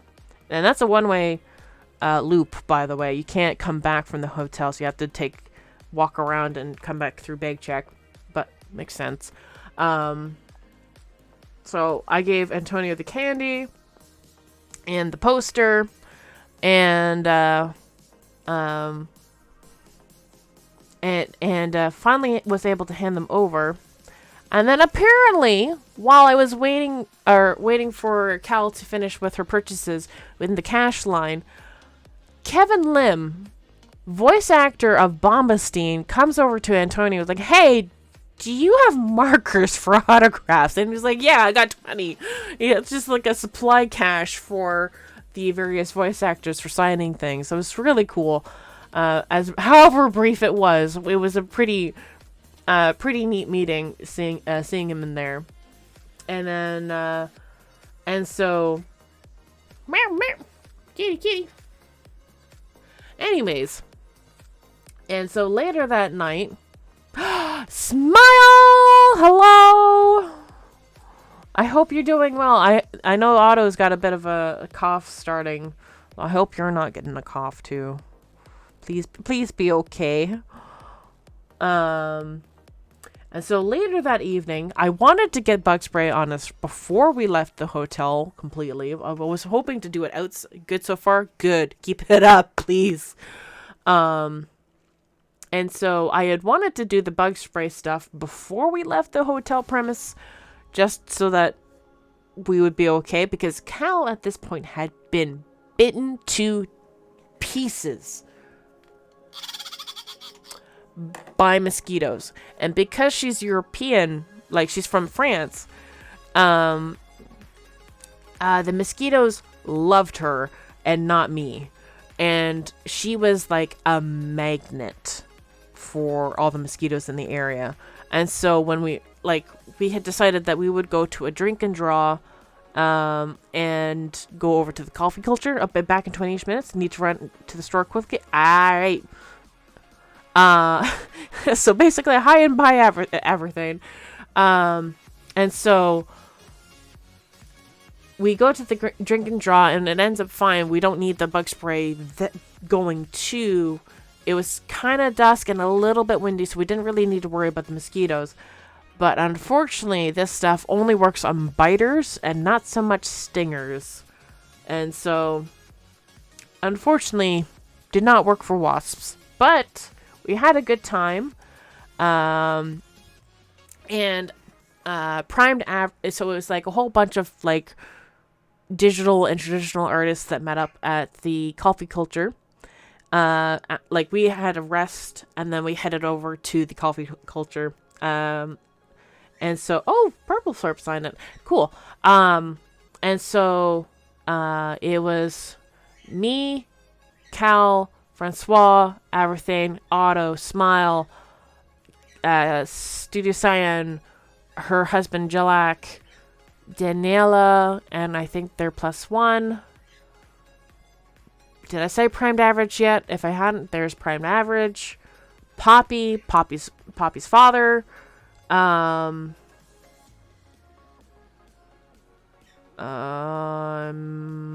think Leo showed up at one point. Pretty sure. There was a lot of people there, basically. Wish you could have stayed longer, but it was so tired. I completely understand. Leo was there? Okay, good. I don't remember who else was there. There was a lot of people there that night. And then, oh yeah, Headshot, I think, also showed up there. Pretty sure. Yeah, I see Headshot's name on there. Yeah, Headshot was there eventually. Because I did invite them over, before the event was over. Tired to the point I forgot to bring your sketchbook. I mean, honestly, I brought my sketchbook. I was too dead tired to do anything with it. Oh, man. And, like, what with all the clapping, I just, like, my hands were too sore. I couldn't do it. Oh, my gosh. And I can actually feel it in my eyes now. Like, I'm still recovering from TennoCon. And I can feel it in my voice. And I'll feel it in my voice tomorrow, too, at work. Because that's going to be fun. Because of all the cheering that I did. And, so, like, a whole bunch of people... I don't know if Argon and his boy showed up at the coffee culture. I don't remember. I think after he was done at the works, yeah, I think he went back to the hotel. But yeah, we just sort of like chatted away for a good while at the coffee culture, like had food. And I had... Their bagels are weird. They don't look like bagels. They're grilled in a panini press. but they don't look like bagels. They're not like bagels that you would think that they would look like. But regardless, they were good. But the hot chocolate was so sugary. I think I got a sugar headache from it. I'm not sure, but I'm pretty sure. Either way, too much sugar. And I think it was already at that point that I decided that I needed to have more veggies going along. Maybe, I don't remember. Definitely that morning, though, following, because then it was Sunday, and we headed over to the Early Bird with a whole bunch of people. So here we have, on the left, we have Das Gannon. Oh yeah, I think Das was over at the Coffee Culture too. I don't quite remember though. So Das, Primed Average, Studio Cyan, Calamity, I'm sorry, I don't know, Averthane, myself, Kinzak, aka Hindroid, Hydroid, excuse me, on Twitter, with the 0 instead of an O. No 12, Argon, and his boy. And then I think, I don't know if Finn was there at that point when we were taking the photo, but she was there for the breakfast. And apparently, Argon's boy was having a good time. He was so shy. He was so shy and quiet. Like, I don't know if he was like worried about talking to like all these adults with these friggin' nerds that we are. But apparently from Argon, he says that he wants to go and get VIP tickets. He wants a 3D printer and he wants platinum. So good on you, Argon. So great first impression of the convention, I think. And then here we are having breakfast ourselves, and Cyan was having was joking around saying that she took more photos of her food than actual people, and here we are witnessing that in the action. Both me and Jalak got the mushroom Benny, and I think she got a different Benny, Benedict eggs, for what it is, the poached eggs. Very nice. Early Bird is a little pricey, though, I won't lie.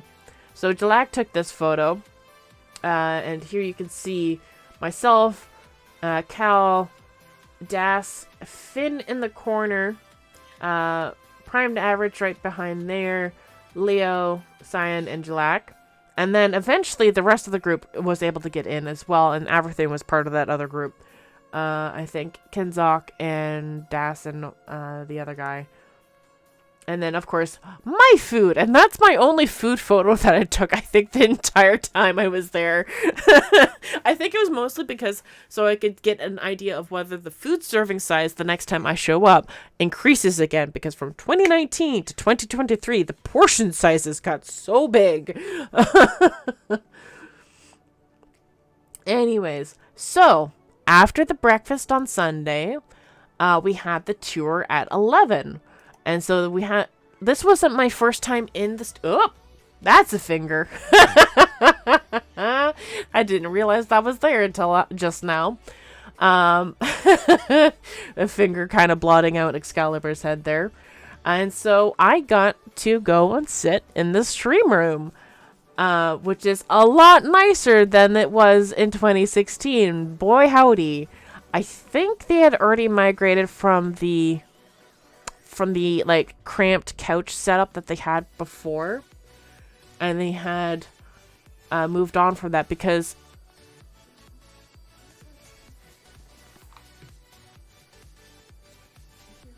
yeah,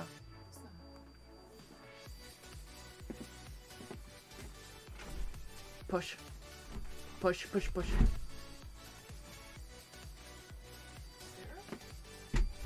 no. That's now.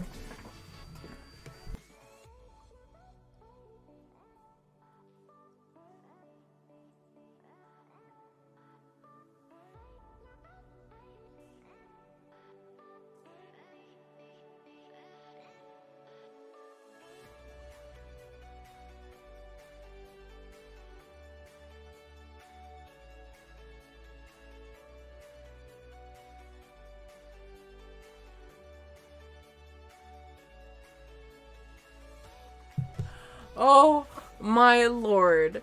I don't know if that was picking up on mic. I know I had muted just for the conversation with Mom. But Mom's like, what's that sound? Do you hear that sound too? It's this high-pitched ringing noise. And it was moving with her. And I'm like, hold on. It was the power drill that she had in her hand, and she didn't realize she was pushing it down a little bit. Oh, you heard it? Okay, so it's very high-pitched ringing noise coming from the power drill. I should have made Otto get a pic on the dev stream chair. Ah, that would have been so nice.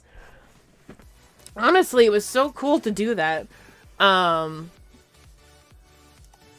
And so, like, and of course, standing next to Excalibur and the MOA.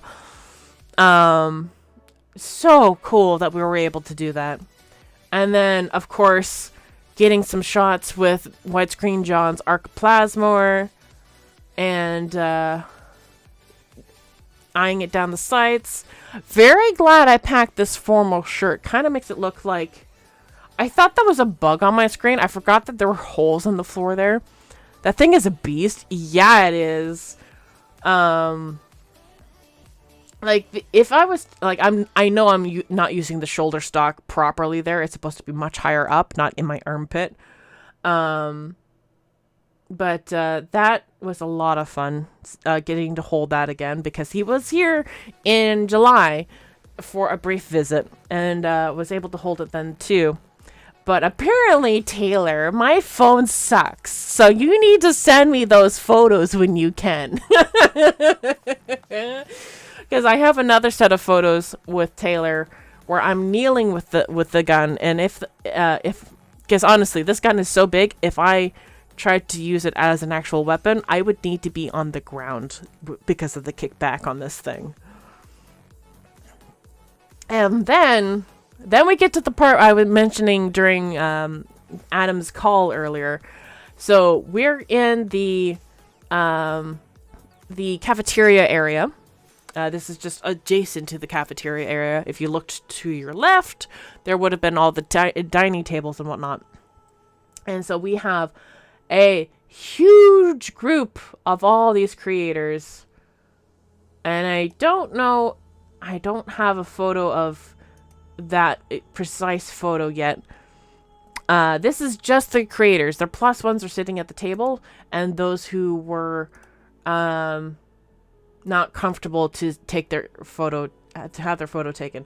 So I'm over here.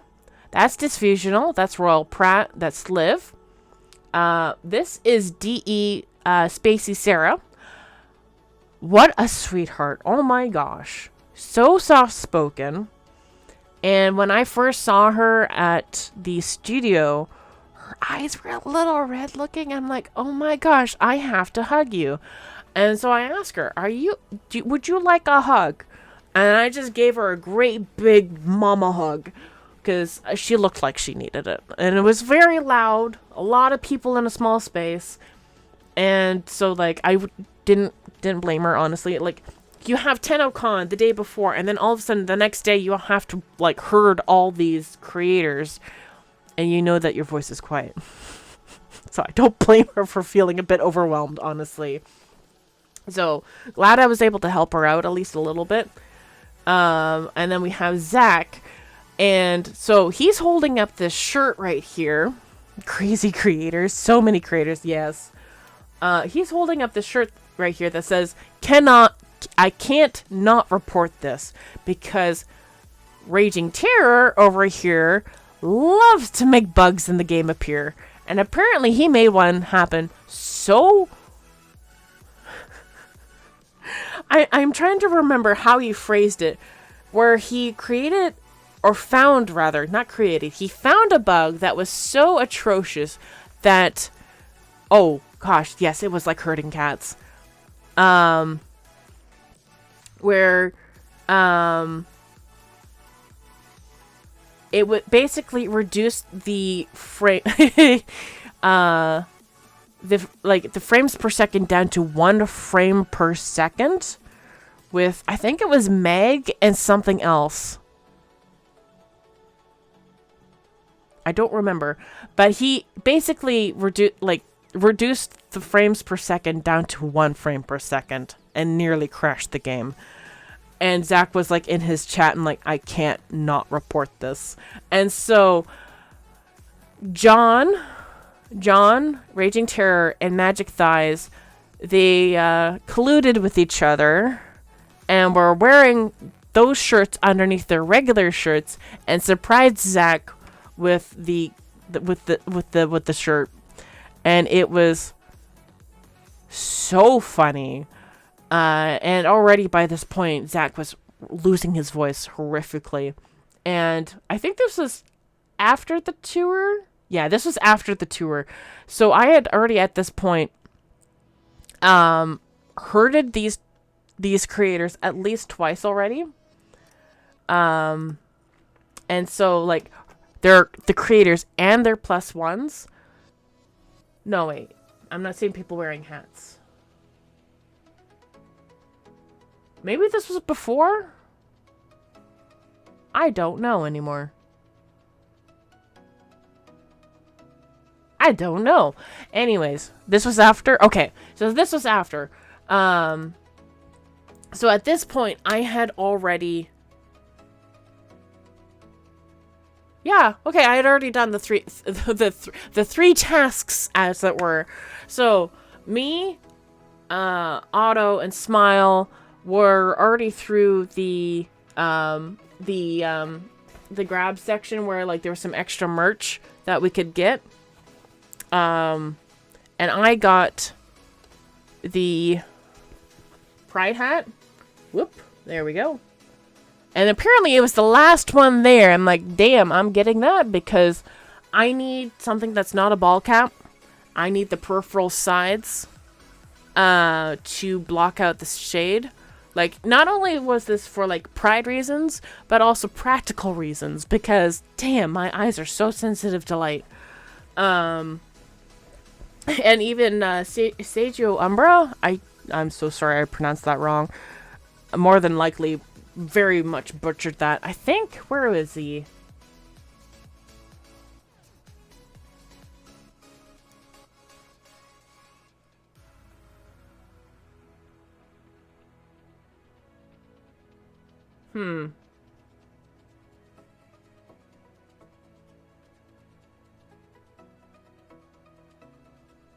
I'm pretty sure he's in here. But maybe not. I don't know. Either way, he was like, hey, so I heard you got the last hat. I'm like, yes, it's safely within arm's reach. Unfortunately, this hat is apparently DE exclusive.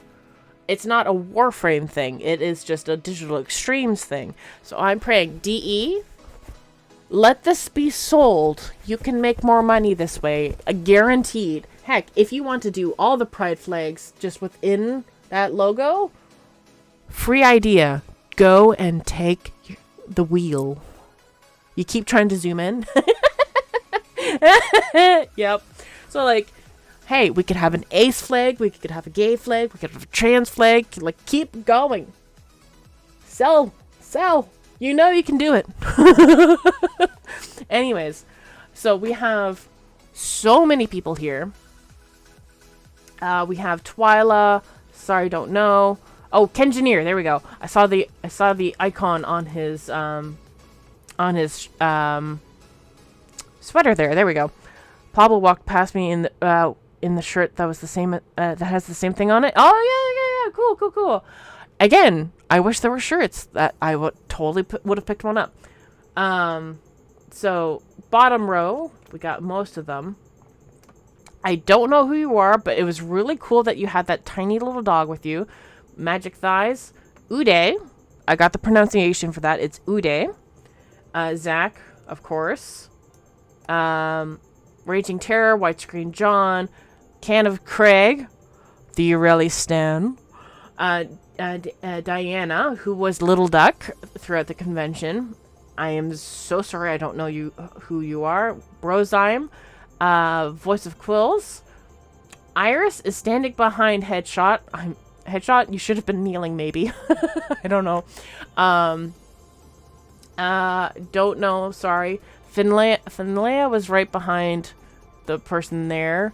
Daniela. Kodama with the dog. Okay, cool. Thank you. Calamity. White Angel.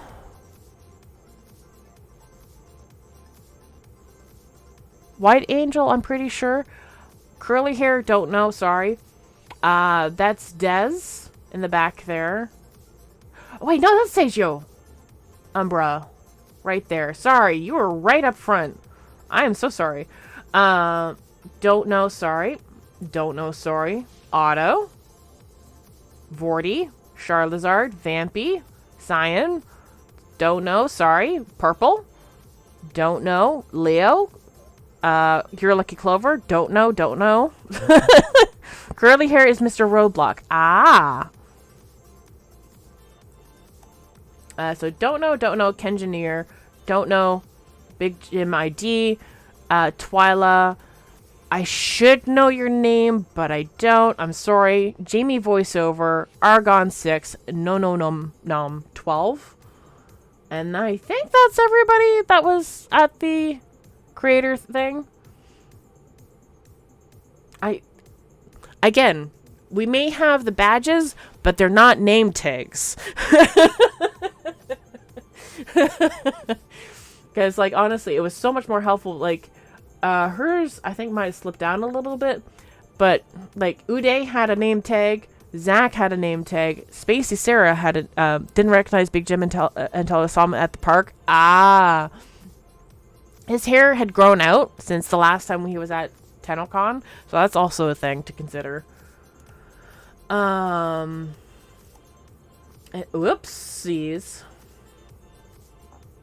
So there's the creator. Now, yeah, so like, as with this post here, I want to say, I'm in no way a volunteer or staff member, but when somebody is struggling to get people's attention, I will apparently have a counselor voice, and I will use it to direct people. Because before we were directed into the tour groups, I actually had to force people to move down the fucking wave so that people could get their stuff and then move down as well. So it was like, I have used my voice to my advantage and to direct people, because boy howdy, do I ever hate it when people are not moving where they can go towards. Because I've used my voice to direct people on buses because there's standing room at the back, so fucking move. Oop, meeting time, be back later. So like, I was able to move people down. That was a lot of fun. And I went with Sarah's group, and unfortunately I did not keep up with the front, so I was not able to help Sarah with getting the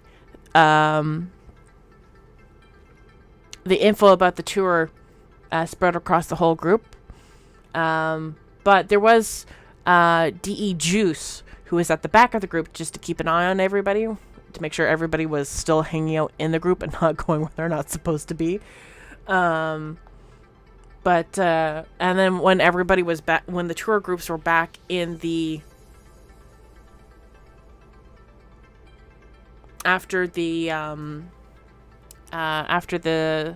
dev stream room, we came back to the cafeteria to do the final photos and everything. But before the final photos, like I said during the voice call with Kahl's voice actor Adam Bennett, Zach's voice was so shot that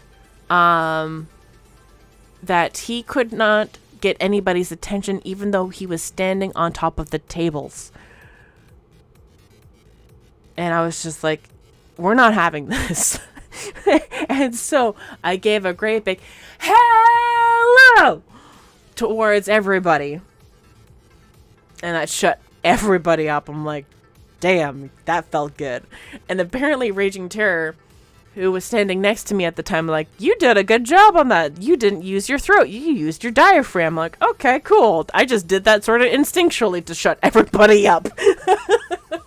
Oh, that was so much fun. Like, both to be there and to help out when I could. And so, thus comes to the end of the tour, and we leave the studio, and it leads us directly past the Fox and the Fiddle. So many good memories were had in that place. I really hope that someday that you get resurrected, because that is actual stained glass windows there. That is actual wood. That is... I think that's why that place has not been taken over just yet. It's not very wheelchair accessible.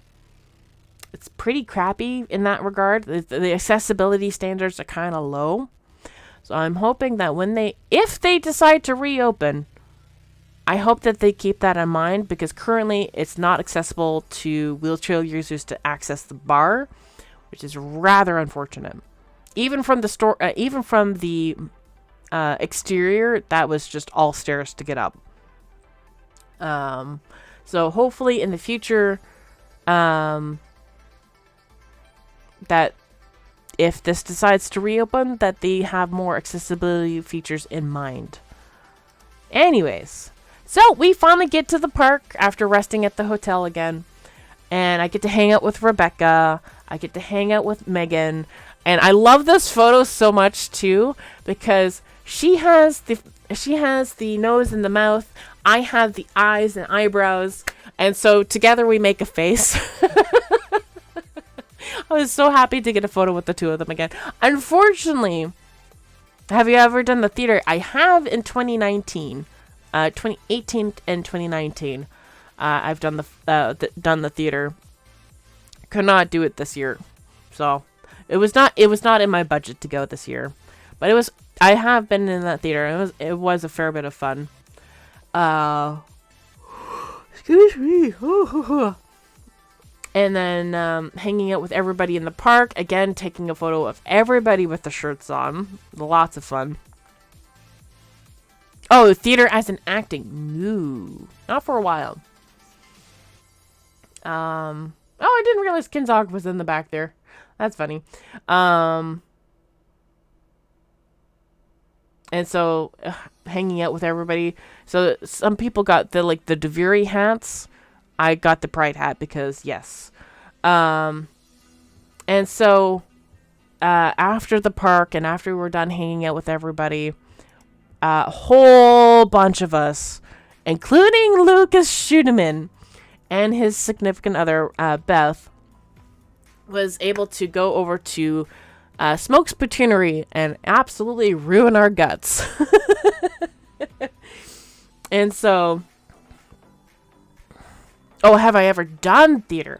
I mean, technically, yes. I've done some theater stuff, like, through school stuff, but otherwise not so much. And so we had an absolute blast hanging out with everybody here at the Smoke's Patoonery. And I cannot say this in words that convey how I feel enough, that this cannot describe how much of a sense of homecoming that this was. There were a number of places that I was able to visit again and reclaim as my own and just have a blast there. Having a lesson about projecting voice.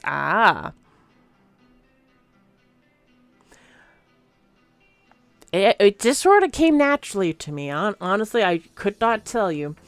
But yeah, so like we got to hang out and and so of course we're at the poutine place. So of course I'm going to bring up the story about Widescreen John's unholy sounds that his body made. Could have been why it came back to Tangle all the creators. I mean, pretty much, yeah. And so we have Kahl, John, Yogg, Diana, Aberthane, Lucas, Leo, Smile, Otto, Headshot, Beth, and myself right down here. And it's not really visible a whole lot until you start zooming in. And it's just kind of like, I tried, but the angles were not really there to work it. I was trying to give Lucas bunny ears. It kind of looks a little bit more like a weird TV antenna.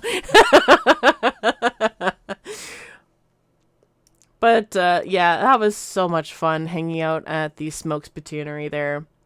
Hanging out with everybody and just having fun. And so Lucas heard, because I brought up the story about the unholy sounds that John's body made after eating the Smoke Spitoonery here in July, and then we had the all-you-can-eat Asian buffet at Sakura. His body was not having it very well that day, and so John calls me a brat, I call him a jerk, and then Lucas hears that and thinks, there's another creator named Royal Pratt, Jenny, who is the Gara Prime aficionado, and so he thinks, okay, we have a Royal Pratt, how about a Regal Brat?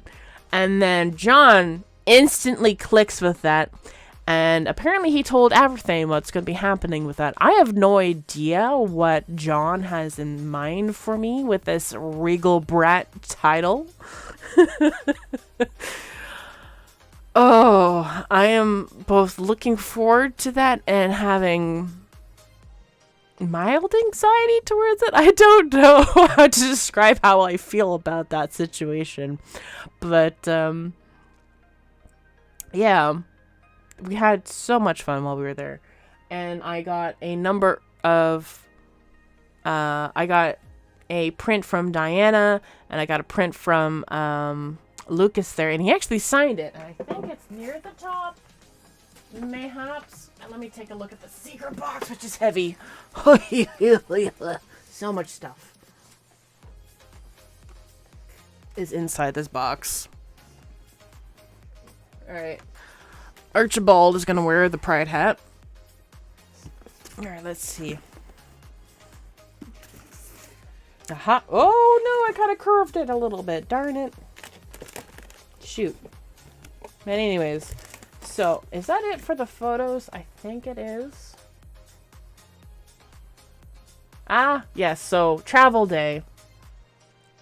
I did not fit all of my items into this into the secret box. I had just decided to, you know what? I'm going to pack everything into the suitcase. So I took photos of the box, and then I undid the box and made it flat and fit everything that I had, merchandise, clothing, not the vinyls. The vinyls I put into my suitcase there, or into my backpack. Sorry, that's my carry-on. I am still so impressed that I managed to get the thumper, the purse, all the dirty clothes, the book, underneath all of that, all the goodies that was given to me. The wet clothes inside of the plastic bags there, everything was shoved into that suitcase. I cannot believe it all still fit. And then there we are, travel day. We are ready to go. And so, as I mentioned in a previous tweet, I'm going to actually pause the music.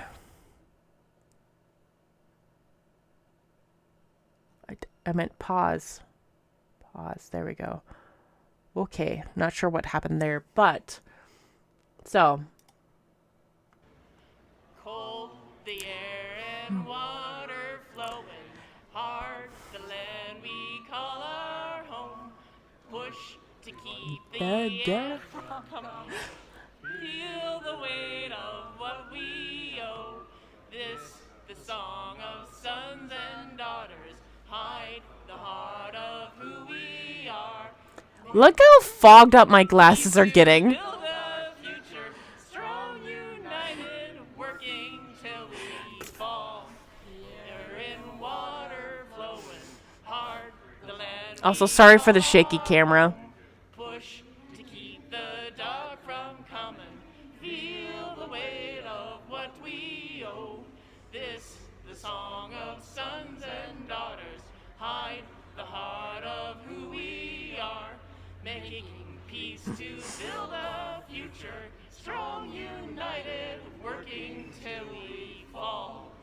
And we all lift, and we're all lifted. My head is so shaky. Together,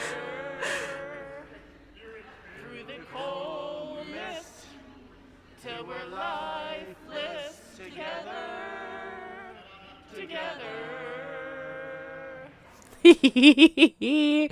Oh my gosh, my hand was so shaky for that. And then we had some fun selfies afterwards.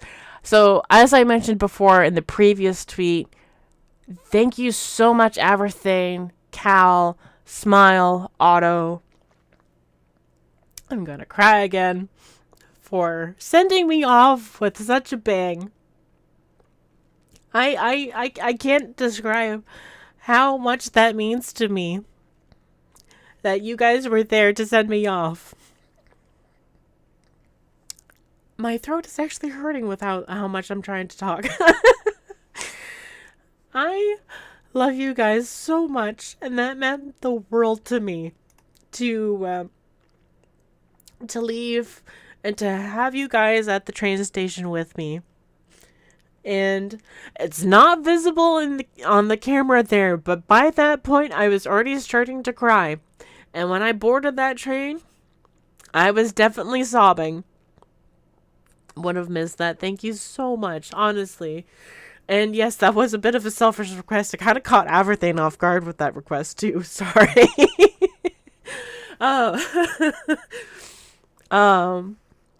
And I'm so glad we were able to do that. And thank you, Kahl, for catching the time, because it was like 10:40 or something like that, and the train was leaving at 10:44. I'm like, yeah, we should get going onto the platform. and so I'm getting on the train and I'm sobbing. My mask is wet. My face right now is a bit wet, I won't lie. Oh boy. I'm so glad we were able to do that though.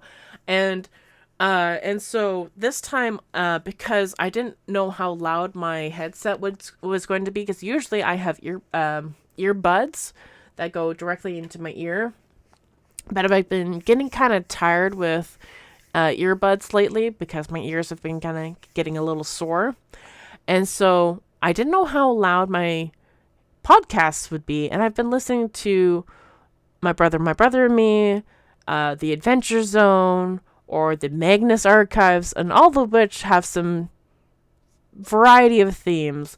And so the first song that comes on is Let Love Surround You on Overclocked Remixes, and I just couldn't stop crying. My lord. And so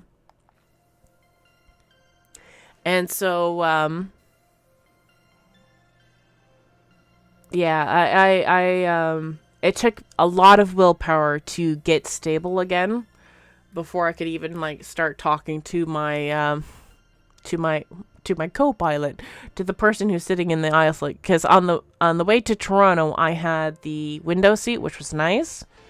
Unfortunately, it was so bright that morning that a lot of us on the train decided to just like close the curtains because that sun was pretty warm. It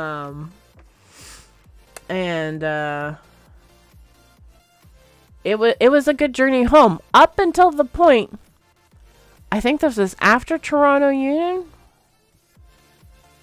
Yeah, I'm pretty sure it was after Toronto Union.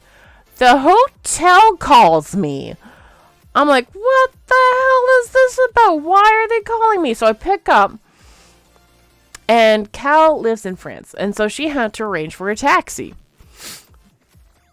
And then Lucas Schuneman, being the absolute sweetheart that he is, offers a ride to the Toronto airport, and Kahl cancels the taxi ride. And the hotel fucked up. The hotel was supposed to cancel that, and they called me because we shared a room. And I'm like, you have the wrong person for this. The person is blah, blah, blah. They're tall. They have long blonde hair, and it's in a braid. Can you call out for them to see if they're still there? And they weren't. And because the taxi was there at the hotel. I'm like, and Otto and everything were probably like witnessing my panic, like, where the fuck is Kahl? And so like I like eventually I ping Lucas, I ping Beth, and I ping Kahl on Twitter, like, hey, is Kahl with you? Is she driving along with you? Because the taxi is at the hotel. And they're like, yes, she's with us. They fucked up. And so I called the hotel back. I let them know that she canceled her ride and is not going to be there, and to confirm that the taxi was no longer there and that I did not get an additional charge. Thank God. And because I actually did check my accounts last night, and they had initially sent a charge of $820. I'm like, no. And then they took it back. I'm like, thank you. But no, like, and then they charged me the actual amount that I was supposed to be sent. So yay, that worked out. There was no additional charges met. Thank God. And so that's all settled. Kahl gets onto her flight eventually. Lucas, I'm not sure what happens with him. He must have gone on to his own flight or something like that. And so everything's all settled, at least on my end. We'll get more to that later. And then I eventually get home, and I have been craving vegetables because the protein overload over the weekend was too much. So I have this wonderful vegetarian meal from a local restaurant here called Golden Viet Thai. This is order number 42. I don't remember the actual name for it. It is a godsend for somebody who's craving vegetables. And then a spring roll too, because why not? And so I get home. Archibald and Richard are together. I'm upstairs sleeping now because the student who's moving in on the 1st or somewhere around there, this weekend at least, has the answer to life, the universe, and everything. And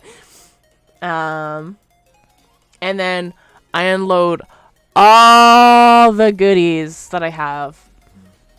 And yes, that is the bag of bags I was mentioning way earlier in the stream. I think, you know what? I have done so much talking today just about my mega thread here. I think we're going to save dog days for a later time. Because as it is, my voice is kind of a little shreked. And I did some crying earlier, so my nose is a little shreked. And then, yeah. So that was it. That was my TennoCon adventure. I have some of the stuff here with me to showcase. I'm not going to show the actual contents of this letter because it's, I believe, personal to Jamie. But Jamie voiceover, thank you so much for this letter. It means a lot to me. It means a lot to me that you decided to write this letter for me. I will cherish it always. And then, so this is kind of funny. This was my second pick from Diana. Was this very lovely Hombask piece, because the first pick was quite bloody. I'm like, ooh, maybe not. Maybe I shall go and pick another piece, because I still live with my mother, and if my mother sees this bloody piece, I need to reconsider. Yeah. And so this was from the secret box. And the actual contents of the secret box are way down below everything else. And so this is from DE. Creators, in our 10 years of Warframe, you have always been an incredible part of our community. We are so grateful for your passion, creativity, dedication, and now, TennoCon 2023. We can't wait to showcase what lies ahead for Warframe. We hope you enjoy our upcoming announcements, panels, and reveals in our return to an in-person TennoCon. In recognition of the long journey we have embarked on together, we have included a special item in this year's TennoCon box, your very own metal-printed Void Key. Display it, wear it, or use it to travel the Orokin Voids. Also included are flavorful Warframe-themed sugar drops. Use them to add that splash of flavor to your drink, and cheers with us as we kick off TennoCon 2023. Here's to the last 10 years, and many more ahead of us.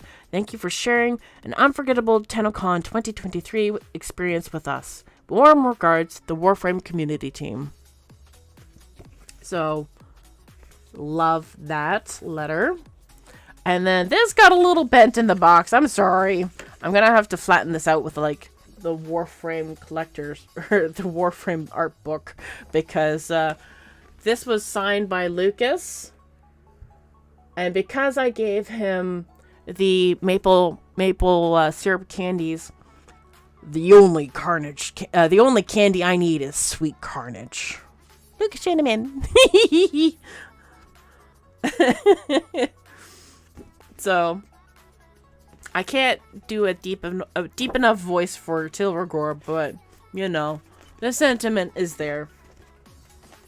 So going deeper into the box, woohoo!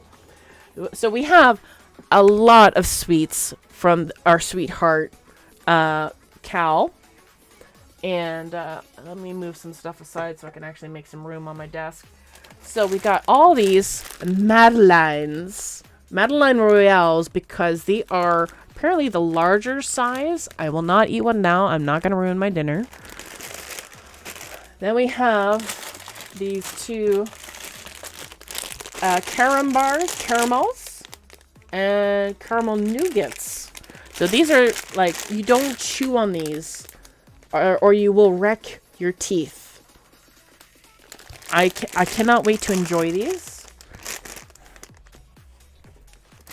So a lot of crinkle tinkle on that one. And then the trolley. Deimos Vom and Foss crawlers, as it were. Limited edition. You got a lot of caramel. I did get a lot of caramel, Poppy. Oh my gosh. Speaking of which, this was the caramel that Poppy sent me, or gave to me rather, not sent, gave to me directly, in person at the signing wall. All right.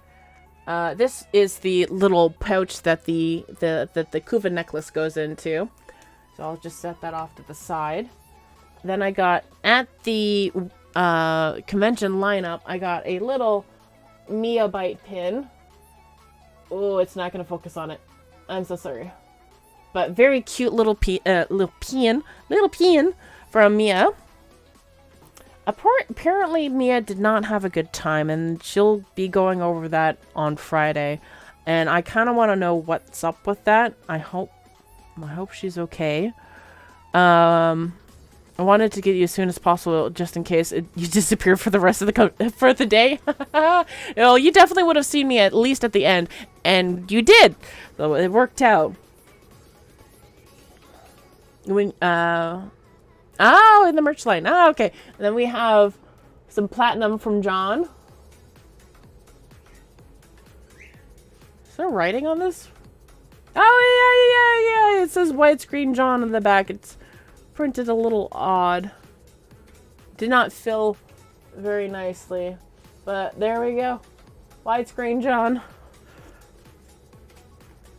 I'll actually put the tiny bits where I can see them.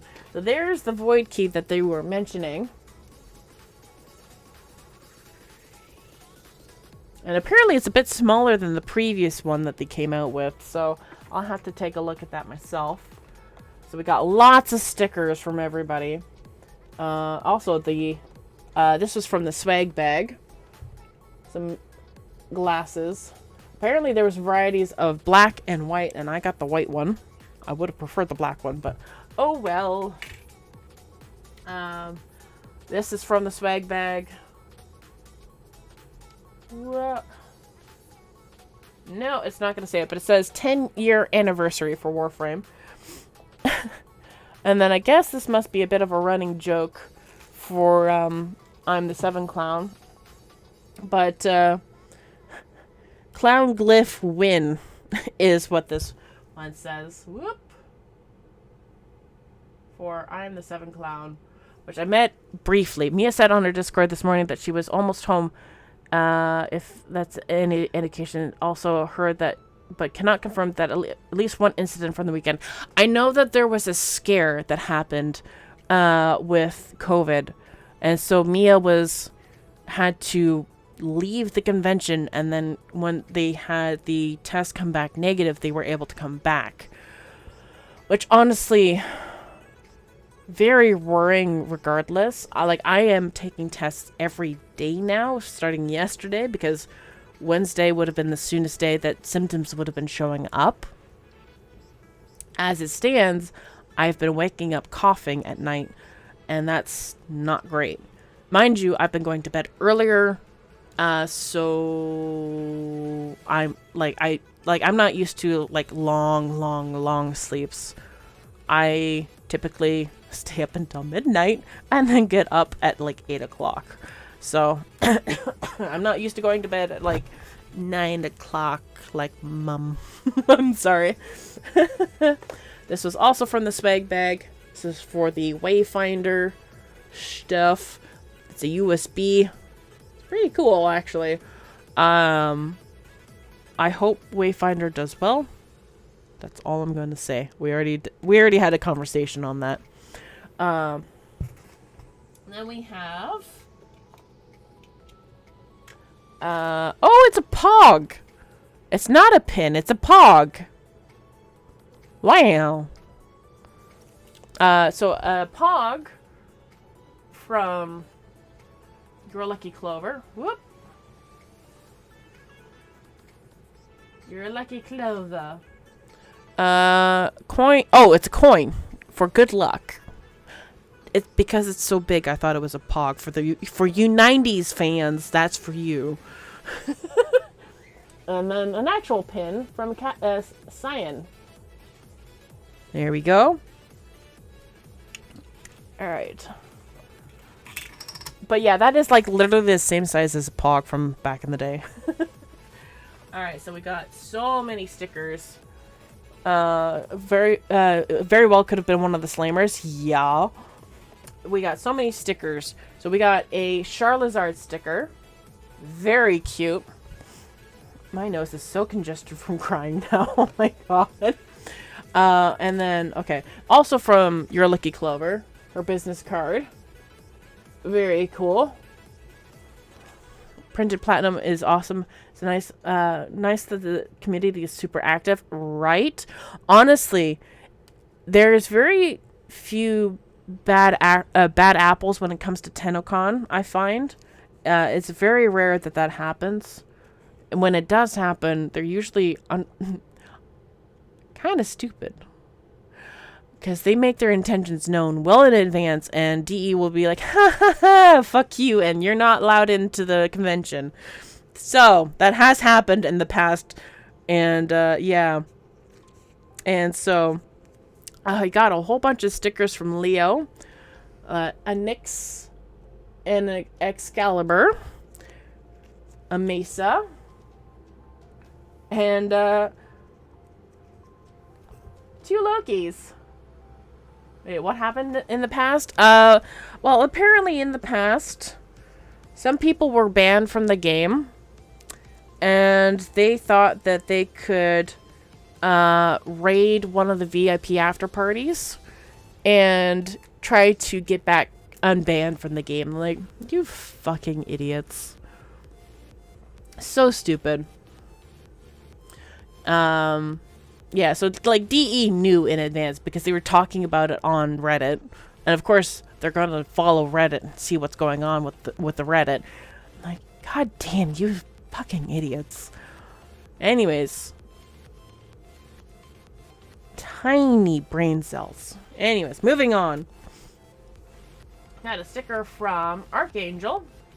And that was when we met up at the Laverian when Zach brought us in. And then... Alright, this is... yeah. So, yeah. Not the smartest people, unfortunately. But, so this is also another thing for the swag bag. I might as well open this now. I don't play Magic the Gathering. So Sherpa, this is for you. When I see you at TennoCon the next time, this bag, this little pack of Magic the Gathering cards is for you. I don't know if these have any worth, because these are basically worthless to me. I don't play the game. So let's see. All right. I'm gonna throw that little wrap out. All right, so first one is Moment of Truth. And we have Cosmic Hunger. Failed Conversion. For those who play Magic the Gathering, you know what this is. I don't. There's a lot of these cards, by the way. Beamtown Beat Stick.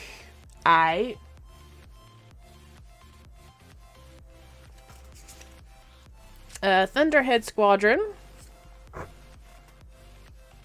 Yep. They're not gonna show very well. Zalfirin Shapecraft.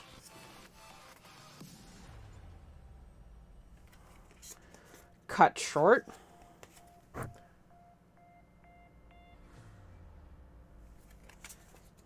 Urn of Godfire. Again, these mean nothing to me. Glistening Deluge.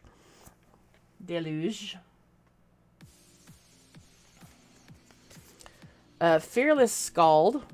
I think this might be a new one. That art looks familiar. Right there. If any of them are worth a lot, I'll take. You'll take them. A Marshal of Zalfir.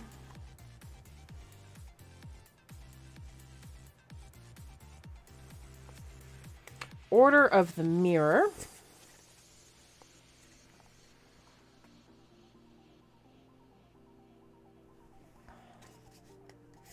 And there's not many left now. 3, actually. So this one's a sideways card. Not sure what that means. Maybe it's a land. I don't know. Invasion of Ikoria. Battle Siege. As the siege enters, choose an opponent to protect it. You and others can attack it. When it's defeated, exile it, then cast it transformed. Oh, and it has a thing on the back, too. As a legendary creature. I didn't realize that some of these had backs to them. That's cool. Oh, dear. I did that with the last one, too. So the Order of the Mirror had something on the back as well. Order of the Alabaster Host. So there's the host. Not that you can see it very well. And the mirror. So there's the sideways. And then the Zilortha Apex of Ikoria. Legendary creature. Dinosaur.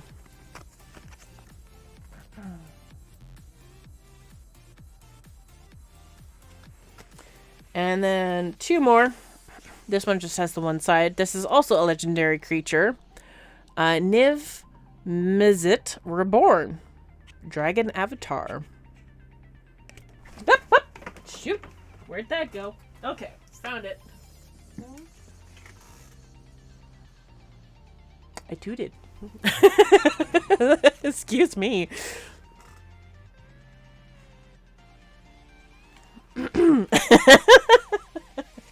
Alright, and then this is just a standard card. It's a land card. Dismal Blackwater. Alright.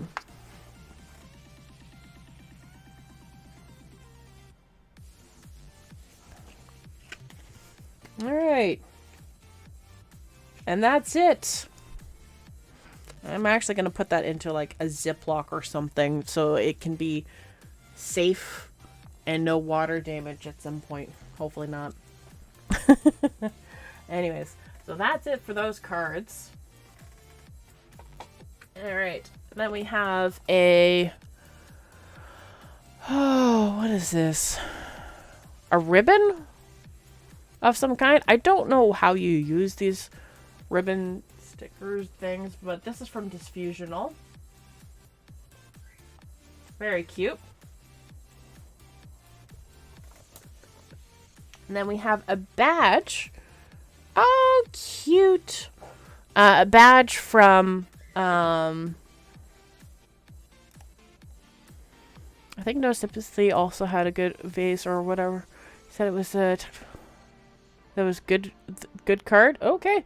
Yeah, I have no idea. Personally, could not care less. I know that you can make some pretty sizable money depending on the card, but I could not care less. These are pretty much guaranteed for a Sherpa when he eventually comes to TennoCon again. He was not able to attend this year, so when I see Sherpa again, that's going to be for him. So this is from Studio Cyan as well. A little cute custom badge where you can put your info on it. I did not realize that there was that side to it, so I did not do that yet. But cute little custom badge. And then my favorite pieces here, like outside of the food. So this is from White Angel. And I didn't realize that they had a little QR code on the back. But I got 2 cards. Mod cards. One for Hydroid, for Undertow. Trap enemies within 4 meters underwater and convert 2% per second of their health into damage. Shoot to launch a tentacle. And then the other one is Artemis Bow for Ivara. Summons an exalted bow with its own modding. Shoots 7 arrows at the same time. Deals 240 impact, puncture, and slash damage for Ivara. And again, I think this is just like a QR code that leads directly to their social media platforms. That's pretty cool. And it's the same for the other one as well.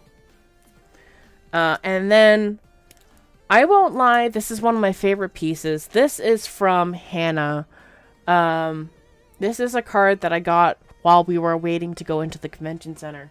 So, look at how pretty just the back of the card is alone.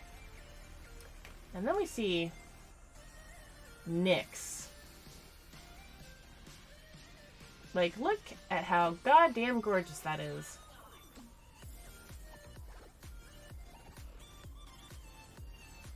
You know, focus, please. Come on.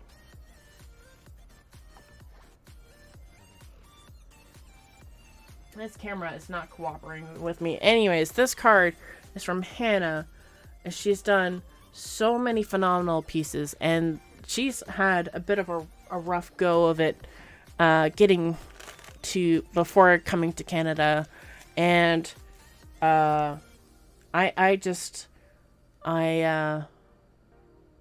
getting to see her in person was quite something, honestly. Like, I'm so glad I was able to see her in person and say hi, at the very least. Forgot to take a photo with her. I regret that, but glad I was at least able to say hi to her. Alright, so there's, I think, only 2 things left. Hurrah! Ah, that's who made those. I found one of Titania on a table at one point and picked it up. Aw, that's unfortunate. Anyways, so this is the last food item, and this is from Calamity as well. Dinosaur cookies! And I love it that it's the Lotus brand.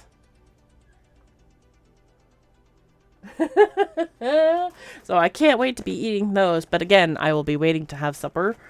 And so I'm placing that back directly into the box. And now this is the secret box item.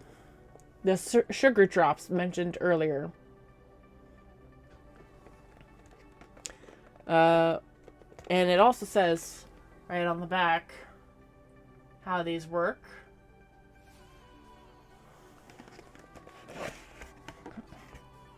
So from Sugar Labs, and they also have, my nose is kind of congested now from crying. Oh well. How the,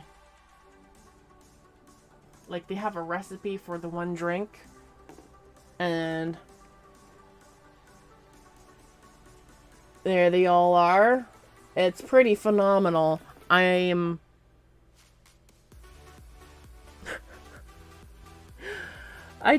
don't want to use them, but I do.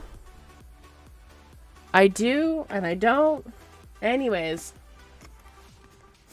That's just the recipe. So welcome to TennoCon 2023, Tenno. My nose is very congested. Sorry. We are excited to partner with Sugar Lab on this exclusive limited collection of Warframe sugar drops.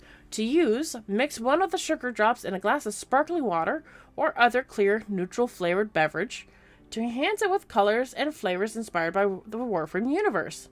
During Tenno Live on August 26, 2023, a little bit past, but oh well. We invite you to prepare a drink using the sugar drops and join us in the celebratory toast to 10 years of Warframe memories and the amazing player community that has joined us on this epic adventure. Very cool. And that is the last item in the secret box.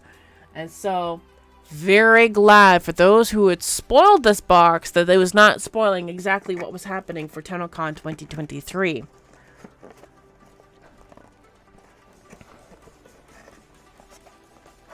Weren't as good as previous years. Who gives a shit? This is the first I honestly, fuck you guys.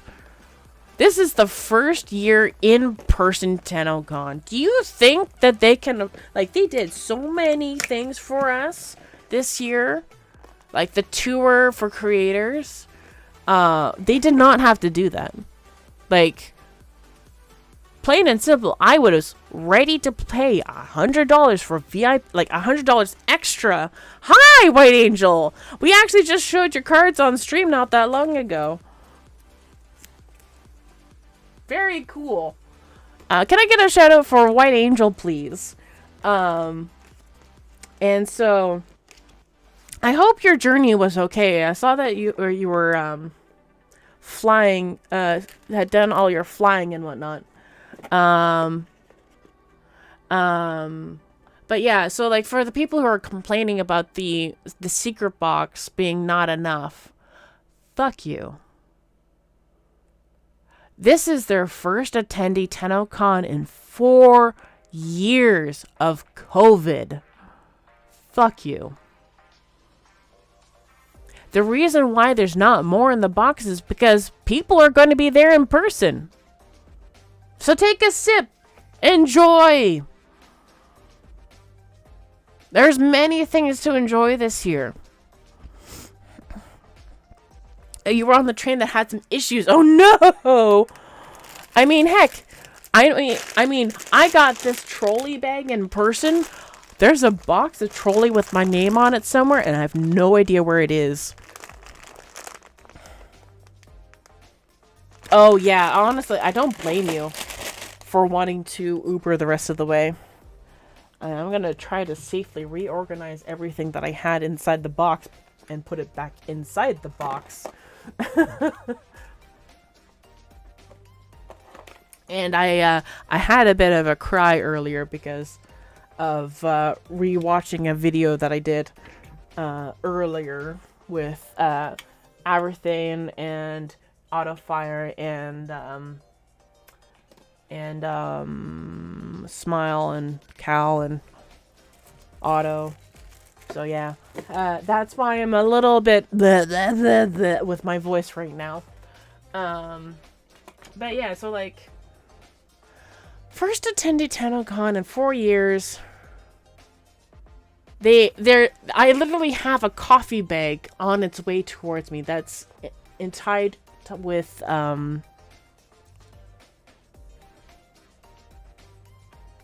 like there's just so much marketing that's happened this year. They did all this really cool stuff that they didn't have to do, and unfortunately kind of wasted some money on with the Ostron market outside because of the horrible wasps that were outside this year. I shouldn't close this all the way just yet so I can get some Ziplocs for that. So yeah, well, like with the horrible wasps that happened this year outside, it was just like, oh boy. Let me just make a whole crap ton of noise. Wish you had seen the Ostrom market. It was pretty cool. I saw it from above in the Sky Bridge. I regret not going to it in person. I saw some really cool photos of people who had attended that portion. Ugh.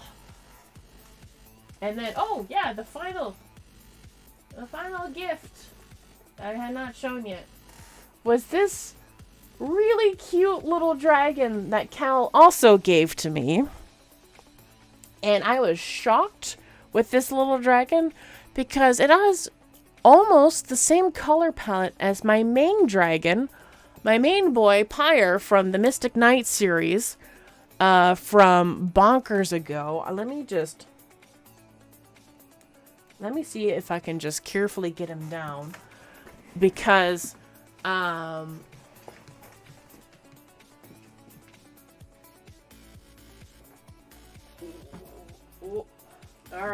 got him. This is my main boy. I unfortunately, as a child, kind of ruined his neck and was a little shit.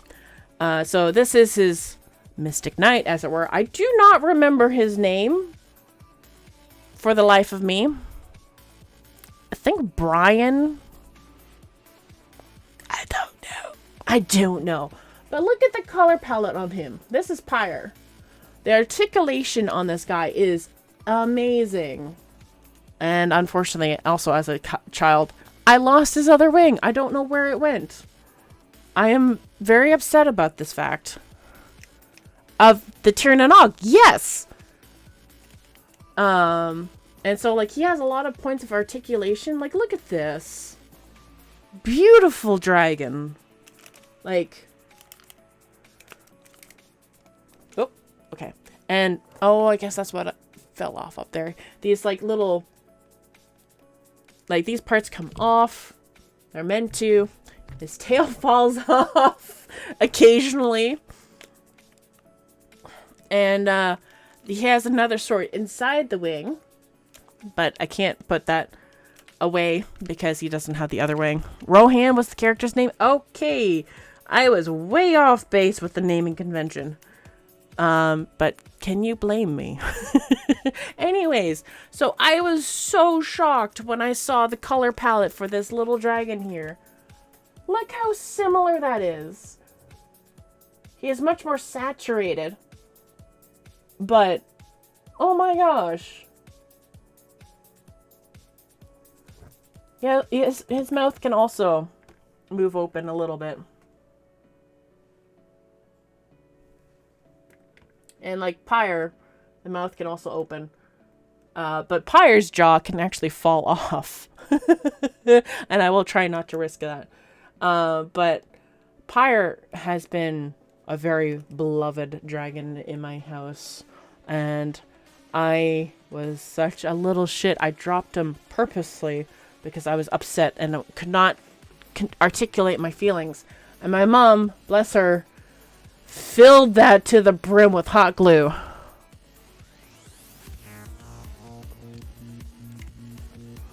And so Hi, Data. 6 months. Okay, now what? We keep going.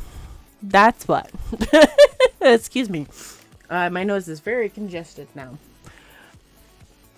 And, so yeah, I was very shocked when I discovered that the dragon that she was giving me to add to my collection of dragons, which is just up there, it was pretty much the same color palette. I was more saturated in the red tones, but pretty much the same. That was really cool. So, that was the final gift that I got from TennoCon, from Kahl. And, one sub to Warframe. They have given 115 gift subs on ah! the channel. This tail! Anyways, I did find somewhere online where I can potentially get a box set of the Mystic Knights of Tir Nanog. I hope it's legit. If that's the case, holy shit. Oh man, my nose. Anyways, a lot of cool things at TennoCon. Very much wish the event was longer so that I could very much wish that COVID wasn't a thing. If COVID did not happen, like something like COVID was bound to happen at some point. I knew it was an eventuality that we would be hit with something major at some point. Unfortunately, it happened when it did. But if I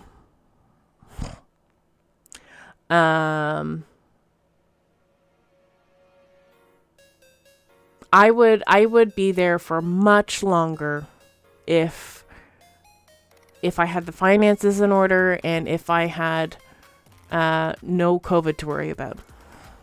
As it stands, I was masked up pretty well for majority of the time. The only times I was not masked was trying to, I will definitely be there much longer next time. I'm going to try to be there, if not the Wednesday, definitely the Thursday. Just so that I have more time to decompress after all the travel. Because it is a long train ride for me. It's longer for people who are going abroad. But I definitely need more time to decompress and just relax with everybody. Because I did not sleep well a single night that I was there. Thank you, Lord Data Store, for gifting out a sub to Aberthane and to Otto. Very much appreciated. Rohan. Okay. Good to know your name again. I never forgot Pyre's name, but the guy on top, yep.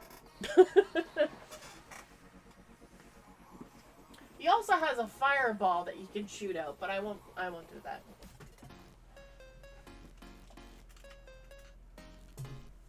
Oh boy. That's a little awkward. There we go. Alright. Very cool. I want to be there longer next time too, and if you're able to go again, yeah. That'd be awesome. Like, honestly, like, I want to be there for so much longer. Like, Otto, Aberthane, Smile, Kahl, you guys made this amazing. And it felt great to finally meet you, Poppy. And thank you, Lord Data Storm, for gifting out yet another sub, this time out to Smallish Poppy 6. I am sounding sick, if anything, because of the congestion that I have. Congestion. Yes. Anyways. I should probably call it an end to stream soon. I wouldn't be surprised at all if I have some messages from Mama saying, hey, food? Like, probably should at some point. I'm actually surprised I don't have a message from her, to be honest. Literally refinanced our house the other day after getting back so we can go again next year. Oh my gosh. So what is 1999? Good question. But I'm thinking of something to play on the Y2K bug. And something to do with eternalism and rewriting history. And the precursors to the infested. So that's kind of what I'm thinking what that's all about. But honestly, as cool as 1999 is, I'm fucking so excited for the conservation changes that are happening. I think the next dev stream, it's looking like a huge nod and a handshake towards Dark Sector. Oh, for sure. Like handshake and a wink and a nod towards Dark Sector for sure. Like initially when I first saw that trailer, I'm like, is this fucking Dark Sector? Are we getting a sequel finally? But no, it is definitely like a nod, a wink, and yeah. So it's just Hayden Tenno? No, it's Arthur is his name. Arthur is the protagonist, as it were, for this next chapter of Warframe. There's so much you don't remember. It's funny how much I actually retained. Some things I retained very well, and others not so much, unfortunately. Some events very much blurred. If it wasn't for the fact I wrote that mega thread yesterday, I think I would have forgotten a lot of it. Honestly, I won't lie. And so so we have Arthur and Aoi. Aoi? A-O-I. Owl? I don't know how to pronounce that. I'm sorry. I think he said it once. Is it not? Is what a lot of people are calling him. Blurred alcohol. Anyways. I mean, the fact that he's called Arthur and he looks like Excalibur is definitely a nod to Arthurian legend with the sword in the stone and everything. Not that I know a whole lot about Arthurian legend. It's just King Arthur. Come on. Anyways. And apparently, I have to rewatch that whole demo again too, but apparently the person who was being his handler was a Meg counterpart, maybe? It's definitely very interesting to what was going on in that portion. But like I said before, I am as exciting and as cool as the next chapter of the cinematic universe for Warframe. Conservation, though. I am very much looking forward to that, and how what that pertains to my special interest, which is all the critters and whatnot, and how the changes are going to happen and whatnot. What if it involves Companions 2.0 adjacently as a result? I don't know. It'd be very cool. That would be very cool. I'm very much looking forward to the next dev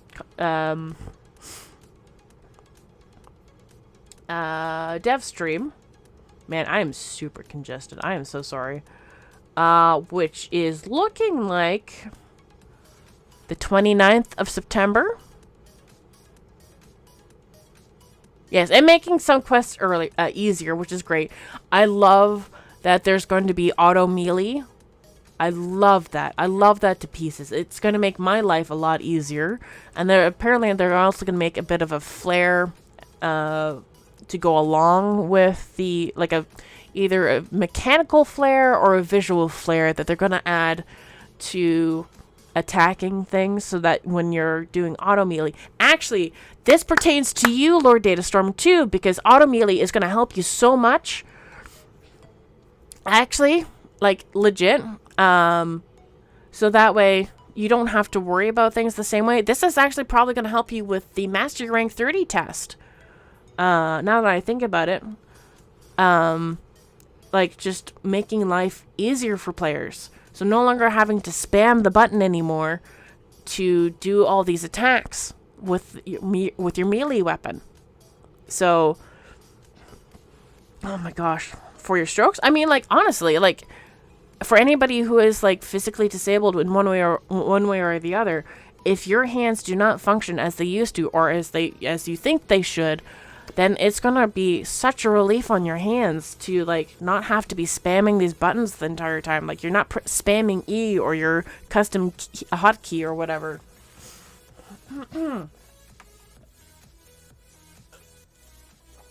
Excuse me. All right, but yeah, I'm very, very much looking forward to that and seeing how that works out in the future. All right.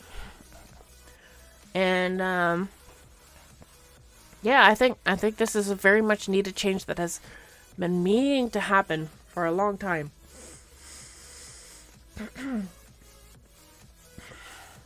This congestion is not great. I won't lie. I hate blowing my nose. I hate it. I'd rather drill with a Kleenex to get what's in there out. So when I get congestion like this, the annoying congestion. Nice on the control wheel. Yes. You'll have to, and exactly, like, this is just gonna help console users in general too, because they can't hotkey things either. So like, as a PC user, you can hotkey a lot of different things. You can custom keybind some things on a controller too, but you can't do hotkeys like you can on PC.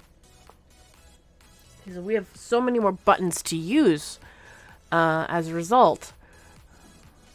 You can, but it's very limited. Like, yeah, like it, like the gear wheel thing, you can't really hotkey the same way. Like, it's very, very, very, very, very limited. So yeah, I'm very much looking forward to seeing what these accessibility features bring, honestly, to see the full extent of what they're going to be like with auto melee and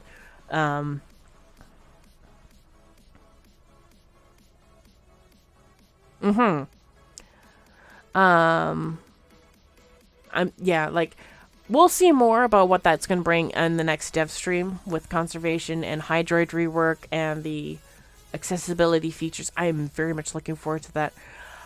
However, we need to go and look forward to somebody else to stream, because I need to save my voice for tomorrow, because I'm going to be back at work for 8 hours. So, let's see who is live, who is back in shape.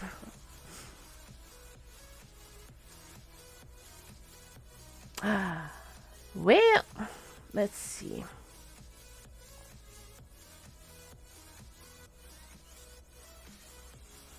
Not many people playing Warframe, but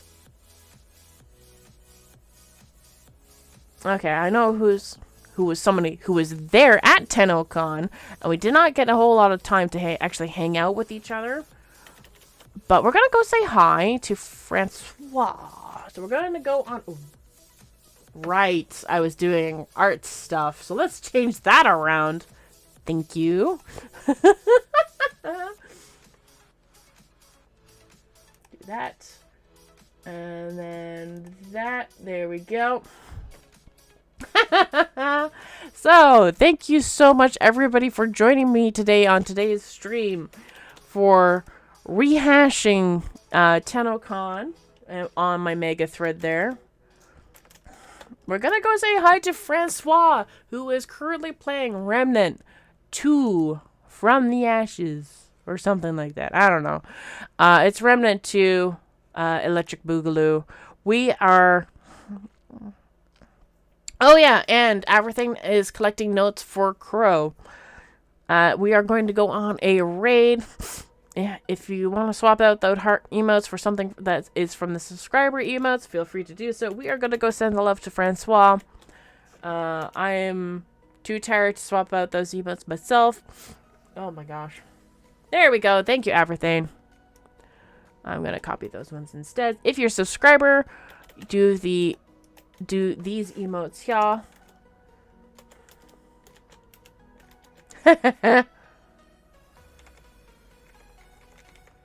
Oh, dang it. Come on. Copy. Paste. There we go. So, we're going to go say hi to Francois. They were also at TennoCon, along with me and Averthane and Otto. And so, they're probably going to be chatting away with it too.